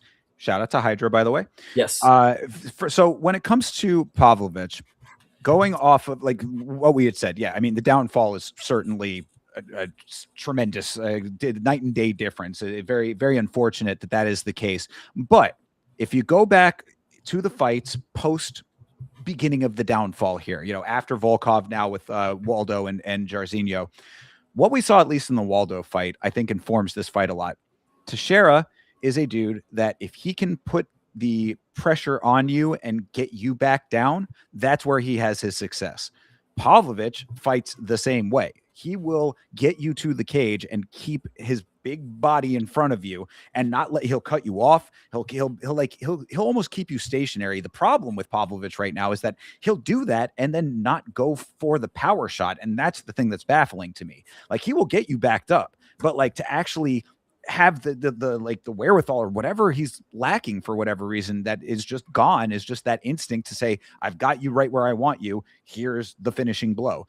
But regardless, if you don't let Tallison get his way and Pavlovich is like able to like kind of meet him in the middle on that, like you said, Tallison just is going to fold. If it's like goes past even a half of round one, Tallison Teixeira going analyzing off the last fight on his side, what we saw in the Tuivasa fight, this dude is a slim heavyweight. This is not a blobby dude. This is a tall, the lankier heavyweight. I mean, not lanky. He's got a little weight on his frame, obviously, but he's not a big man in that regard. He's tall, not fat.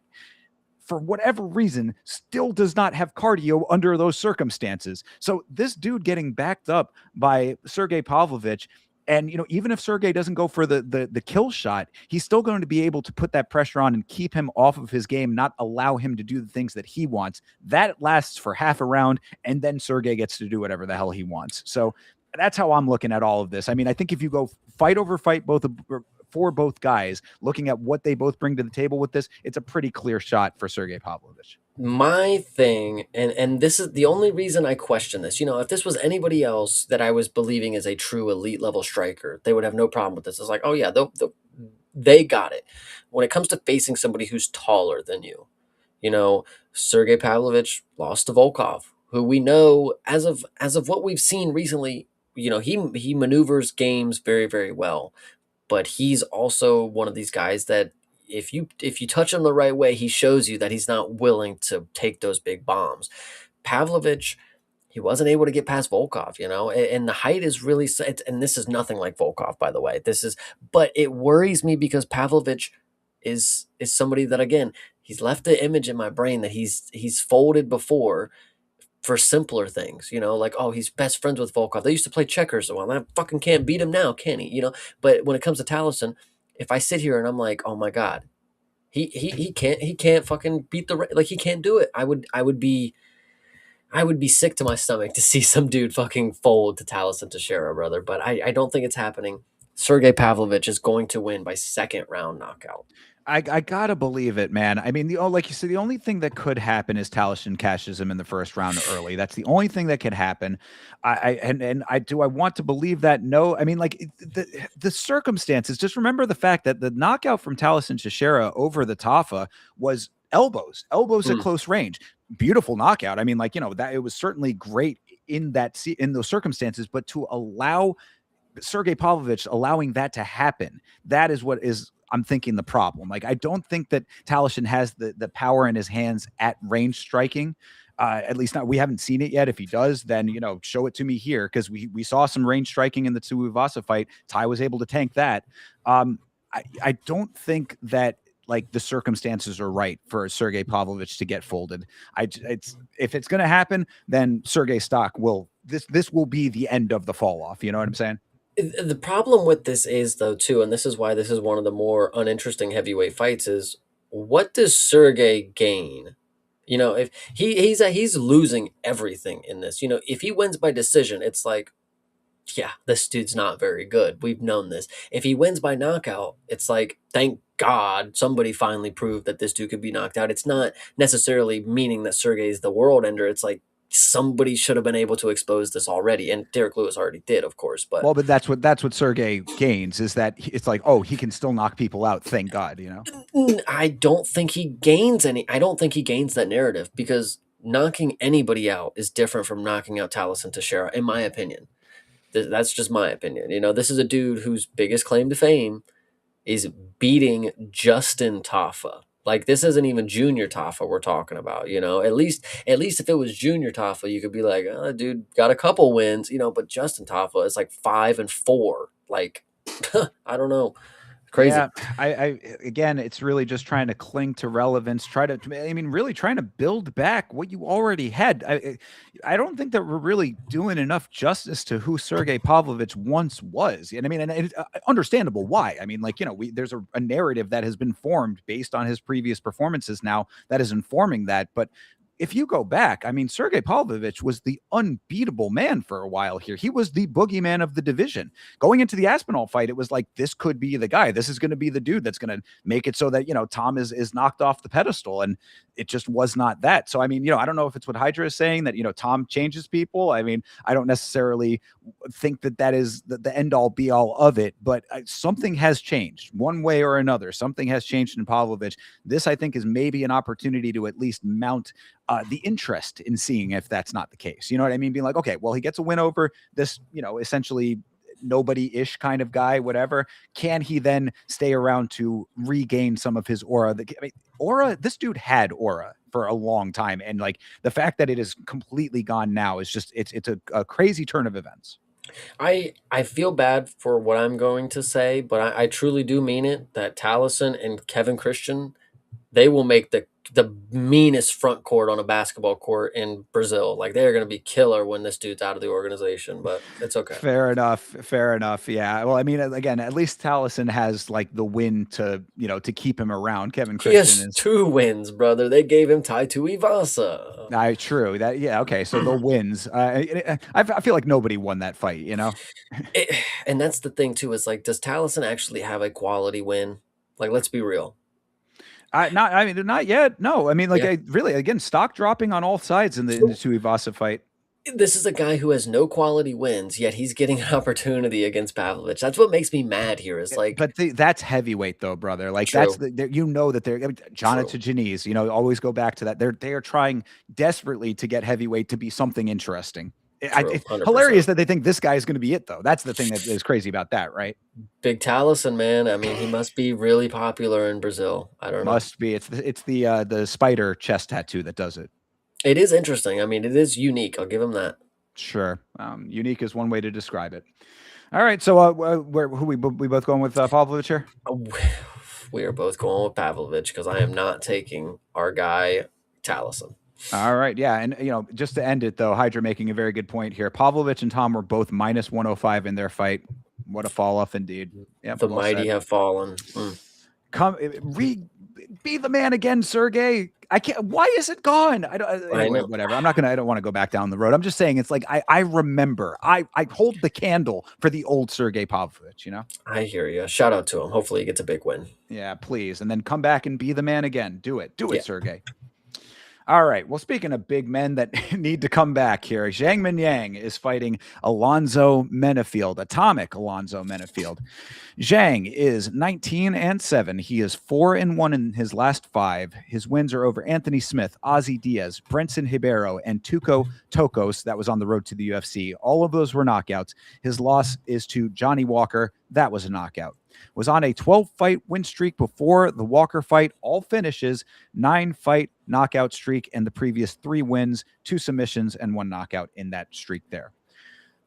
Menafield is 17-6-1. He is 2-3 in his last 5. His wins are over Umar Sy by unanimous decision and Julius Walker by split decision.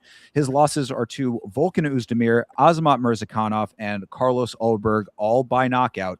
After his first loss, after his first loss, he has never been on a win streak longer than 2 fights.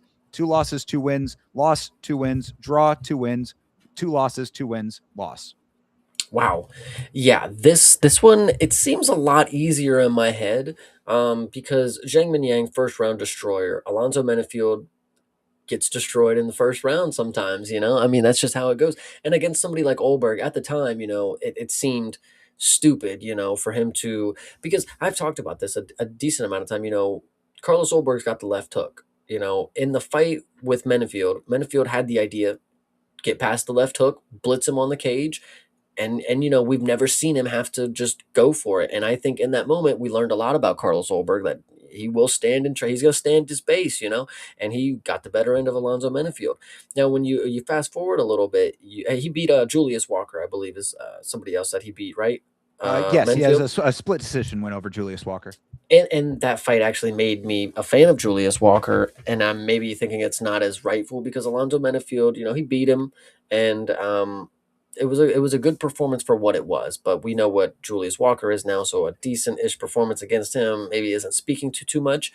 But then you also think about what Volkan Oezdemir was able to do. Just walk in, like his emote says, there's no time to waste, man. We just come in and we get shit done. Zhang Mingyang is actually that too. So, excuse me, it's going to be interesting to see how Mennefield navigates this, because he does seem to me as somebody who has a game plan for his fights. It's not always just run and gun. It's sometimes how it goes for him, but that's just how it ends up being. You know, I think it's possible that we get him shooting a takedown on Zhang Minyan, just like Johnny Walker did. Just change the pace. You know, just flip the script, get him up against the cage, clinch him for a little bit. Round two, now let's see what you got, kind of deal. But I think Zhang Mingyang is going to be able to just fend it off. I think he'll just stuff the first takedown. Mennefield is powerful, and he's massive, and he's very athletic. But I think Zhang Mingyang hopefully is making, he saw how bad his wrestling was with Johnny Walker. Hopefully maybe he gets taken down the first time. First takedown's always the easiest. Second one, we start getting up, we start building our base, and then hopefully an elbow catches Alonzo Mennefield. Just like I know Anthony Smith is a horrible example, but he left that dude in a pile of his own blood. You know, it only takes one clean elbow shot, and Zhang Mingyang throws them. At the heavyweights, you really don't get that too much when it comes to people who will just slice you open. That's normal. That's a smaller weight kind of thing. Yuri is somebody who would throw, you know, elbows like that, but Zhang Mingyang is he's got some good stuff coming, and I'm really excited for him. I hope that he made the adjustments after the Walker fight, because the Walker fight tells you everything it's the blueprint for how to beat Zhang Mingyang. And if he just fixed a few of the things that led to that loss, then he really could be the world ender that he was already before that fight. Two things stick out to me. The wrestling that you described, of course, that, you know, needs to be something that is navigated for sure. But the element that led to the wrestling, I think, is the speed of Johnny Walker, which I don't think that Mennefield has the same level of speed. And the other thing, which I don't think that Mennefield is going to bring to the table, is, if you recall, the low kicks. The low kicks of Johnny Walker were on display in that fight. I think that they might have thrown Mingyang a little bit off of his game, maybe slowed him down a little bit more. Now, Mingyang also needs to work on his tank, because if this does end up going into later rounds, he did fold pretty early in that second round. So I'm hoping that there's some improvements there as well. But like, if he watched that fight back and just said, this, and this are the things that I need to work on, I'm praying that he did that. Like, I'm praying that that was exactly what he did, because Alonzo Mennefield, like, he doesn't bring the dynamic approach to the fights the same way that a Walker would. Johnny Walker is a wily character of a fighter. Mm-hmm. That's why no one picked him to win, and he ended up winning, and everybody was like, man, the memester finally did it. It's like, yeah, well, there's a reason for all of that. Like, it worked to his advantage with a guy like Mingyang, who's a little bit more, you know, stand your base, plotty kind of guy with some really heavy hands. Mennefield, slower guy than Walker, I would say. So I think that that plays to his strengths. Mingyang catches Mennefield. Mennefield knocked out in all of his three last losses. I mean, you know, Mirzakhanov, Olberg. I mean, that Olberg makes a little bit more sense, of course, now the champion. But, you know, Mirzakhanov is the one that sticks out to me the most. That's a smaller guy. So it's like, if you have a big guy like Zhang Mingyang, who is going to, you know, be right there in your face and you know, baiting you, hey, like, do what you want. Let's see what you got. And Mennefield comes in and tries to, like, you know, play the wrestling game. I hope that he shored up those holes, because the power is obviously there. I got to believe that he's able to get that shot. So you're going Zhang Mingyang. I am. Yeah, definitely. I love it. We're at lockstep for this main event here. I know, for the main card seems to be, it's going to be interesting to see how the undercard goes. But yeah, main card. Well, let's see if we are in lockstep all the way through then, because the main event of the evening is, of course, Song Yadong versus Davison Figueiredo.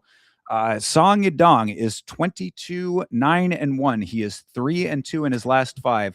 His wins are over Henry Cejudo by unanimous decision, Chris Gutierrez by unanimous decision, and Ricky Simone by knockout. His losses are to Piotr Jan by unanimous decision and Sean O'Malley also by unanimous decision. Last 4 fights have all gone to the decision. Last 3 fights have all been against former or current champions, and he is 1-2 in those fights. Figueiredo is 25-6-1. He is 2-3 in his last 5. His wins are over Montel Jackson by split decision, Chito Vera by unanimous decision. His losses are to Umar Nurmagomedov by unanimous decision, Corey Sandhagen by knockout, and Piotr Jan by unanimous decision. He is, of course, the former flyweight champion, and he is 3-3 after moving up to bantamweight. Well, it's actually really interesting for you to note that the last 3 performances you said against Song have been against former champions. Indeed, yeah. That's what's key here to me, is because I have not necessarily been the biggest fan of Song Yadong, but I will admit that, again, when it comes to the Chinese fighters, they're very good all around. They have a very solid skill set, and they take the shit serious. They have good people across a lot of different divisions.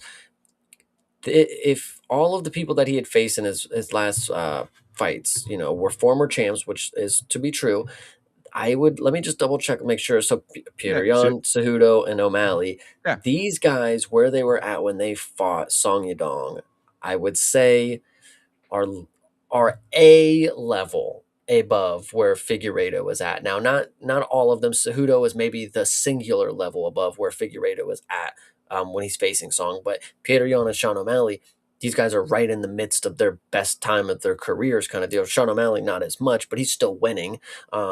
So Song Yadong getting good experience against the best guys in the division, against some people who had already matched up with Figueiredo, like Peter Yan, of course. I've never taken Song Yadong, I don't believe, and I think this is obvious choice for me because Figueiredo has proven that he's just not him anymore. And at bantamweight, he is not the same fighter, and he doesn't have the same sort of intensity and or willingness to try and win fights. It seems like he's just out there to get his show money, is what the fuck I've seen for the last few fights, and that's what's been pissing me off. But yeah, I mean that's really kind of goes to the same thought process that I had. That's why I had that 3-3 since moving up to bantamweight stat in there, because Figueiredo used to be, I mean, Deus de Guerra down there at flyweight. He was a nasty flyweight at in his time.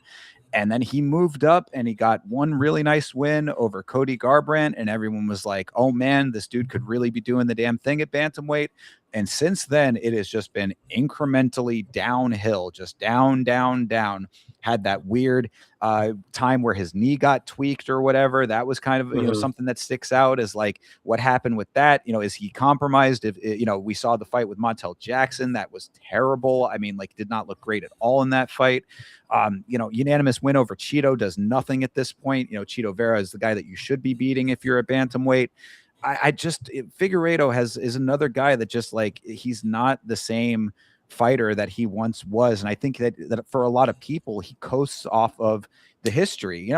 It's always very interesting to me when it comes to how people perceive fighters in this sport, because you've got people, and maybe they're the more casual fans, and I'm not trying to, be too disingenuous with the way that I'm describing some of these people, perhaps, but like I hear people talking about, we got Conor McGregor coming back, and people are, oh my God, Conor's going to be back, and he's going to be, it's like, the time has passed and you have seen like all of the stuff that has happened in between. Now, of course, that's outside the cage, perhaps, maybe not the greatest example, but my point is that people cling to a former version of certain fighters.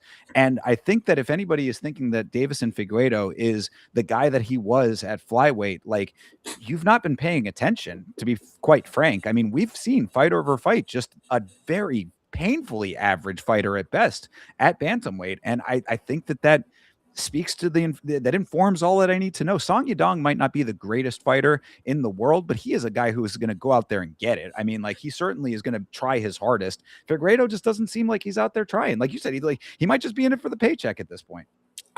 What I firmly believe is, because I've said this before about Davis and Figueiredo, it might have specifically been during the Peter Yan fight when he went to the corner.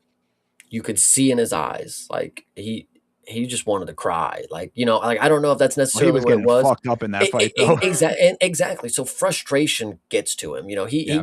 He takes the shit serious, but like at a certain point, if shit ain't going his way, you can read it in his face. Like, the coach is gonna have to come up with some killer fucking pep talk for this dude. I think Song Yadong has just the type of game and skill set that will break Figueiredo over 5 rounds. He will And break him. that was literally what I was going to mention as well. This is a 5-round fight. If you think that Figueiredo is going to, because a lot of people would say, "Oh, Figueiredo with the grappling, he'll go in, he'll be able to wrestle him down, just start the grappling work, and it's going to be a all ground game." If you think that he's going to be able to do that for 5 rounds with Song Yadong, I think that you're in for a rude awakening, because I think that maybe that starts off, he might be able to do rounds 1 and 2 maybe. But by round 3, when that is not working and he has not secured the submission, which I don't think that he's going to be able to get, then it's just going to be shot after shot of ineffective takedown attempts that are not going to work. And Song Yadong playing the outside, popping him up. Song Yadong is fast, bro. Like, this is a guy who still has the speed. Like, you the Henry Cejudo fight, he was all over the place in that fight as far as like his movement goes. Like, he is a very dynamic mover in fights. That was the thing that bothered me in the O'Malley fight, was that he was moving very well, but not using it to his offensive advantage. Like, I think that with Figueiredo, he hopefully he has the wherewithal to actually put the offense on it. But by movement alone, I think that the wrestling is going to be negated. So I don't see many paths to victory for Figueiredo based on the previous performances that we have seen. Tyler Bet in the chat saying Song in over 2.5. I think that is prime time right there, brother. Yeah, I really do like it as well. But and of course I'm taking Song, and after I listened, I think you're taking Song as well. But the last question that I have, and I know we did not take the King of Kung Fu earlier, but does the Kung Fu Kid live up to the mantle? Do you think he's gonna end up taking on the King of Kung Fu name, or is Song Yadong forever just the Kung Fu Kid? Is he gonna be the Kung Fu Man eventually? What's the deal? He can graduate to the Kung Fu Man if he actually utilizes his striking to an effective end. That's the one thing that Song Yadong has been lacking his entire career. He's so great with his movement, and his hand speed is so good, but he doesn't put the volume on. You can do it 2 ways. You can either do power through knockouts and actually get finishes that way, or you can be a volume striker and attrition war your way to a victory with Josh Van style, 1,000 strikes on. He's just a guy that's like kind of in the middle on both of those categories. Like, you need to separate one of those and have that be your main thing. I wish he would pick one and do that, but it's like he's kind of just not super powerful enough to get knockouts, and he's not volume heavy enough to be the Josh Van style volume striker. So to pick one, and then maybe you can be the Kung Fu Man. Yeah, 100%. But until then, we will certainly figure out if he's going to get a big win in his home country, on the main event. This is really big for him, I would say. It's huge, I would say, as well. And I mean, especially after the O'Malley loss, which was a close-ish one, but O'Malley still ended up pulling out the victory, keeping himself semi-relevant, even though, as you said, we know that O'Malley's not the golden boy anymore. No questions at the press conference. So, this is a prime opportunity for Song to wake people up. It should have been the Cejudo fight. If the Cejudo fight didn't have all the weirdness in the finish, it could have been that. And then, obviously Peyton Talbot ends up getting that shine. So unfortunate. But yeah, this could be a very big notch in his belt. A former, like I said, he's 1 and 2 in former champion fights. This could be his opportunity to, to make that happen. So, make it happen. Go and make it 2 and 2 against former champions. And then maybe there's a little bit more of a name for you going down later on. Yeah, I love it. I think he's got this one. Yeah. All right, fair enough. Did we pick in lockstep for the entire main card? The entire main card, we picked the exact same pick. So if you want to make something different, I mean, here you are. But... I mean, I know. I'm like, I can't. Now we're locked in. We got, we can't be out here tinkering and meddling over here. I mean, we made our picks. Hell but yeah. So I guess it'll come down to the undercard. May the best man win, brother. Yeah. Yeah. And we will find out, of course, all of these fights are coming up this Saturday morning, very early in the morning. As I said, guys, make sure that you are aware. It is a 4 a.m. start time for this thing. And Chase, you're doing it live? You're going to be up for 4 a.m.? Oh, yeah, I'll be live. Don't worry. All right. Well, then there you go. You can watch along with either of us on our individual watch-alongs. I will be at youtube.com/@YamaShow, bright and early. Well, not so bright, dark and early.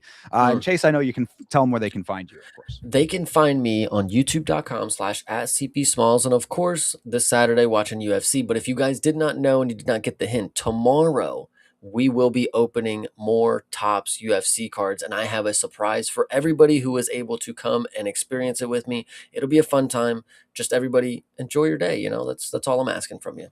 People, go to the stream, watch the card unboxings, the opening of these packs. I will be in the chat.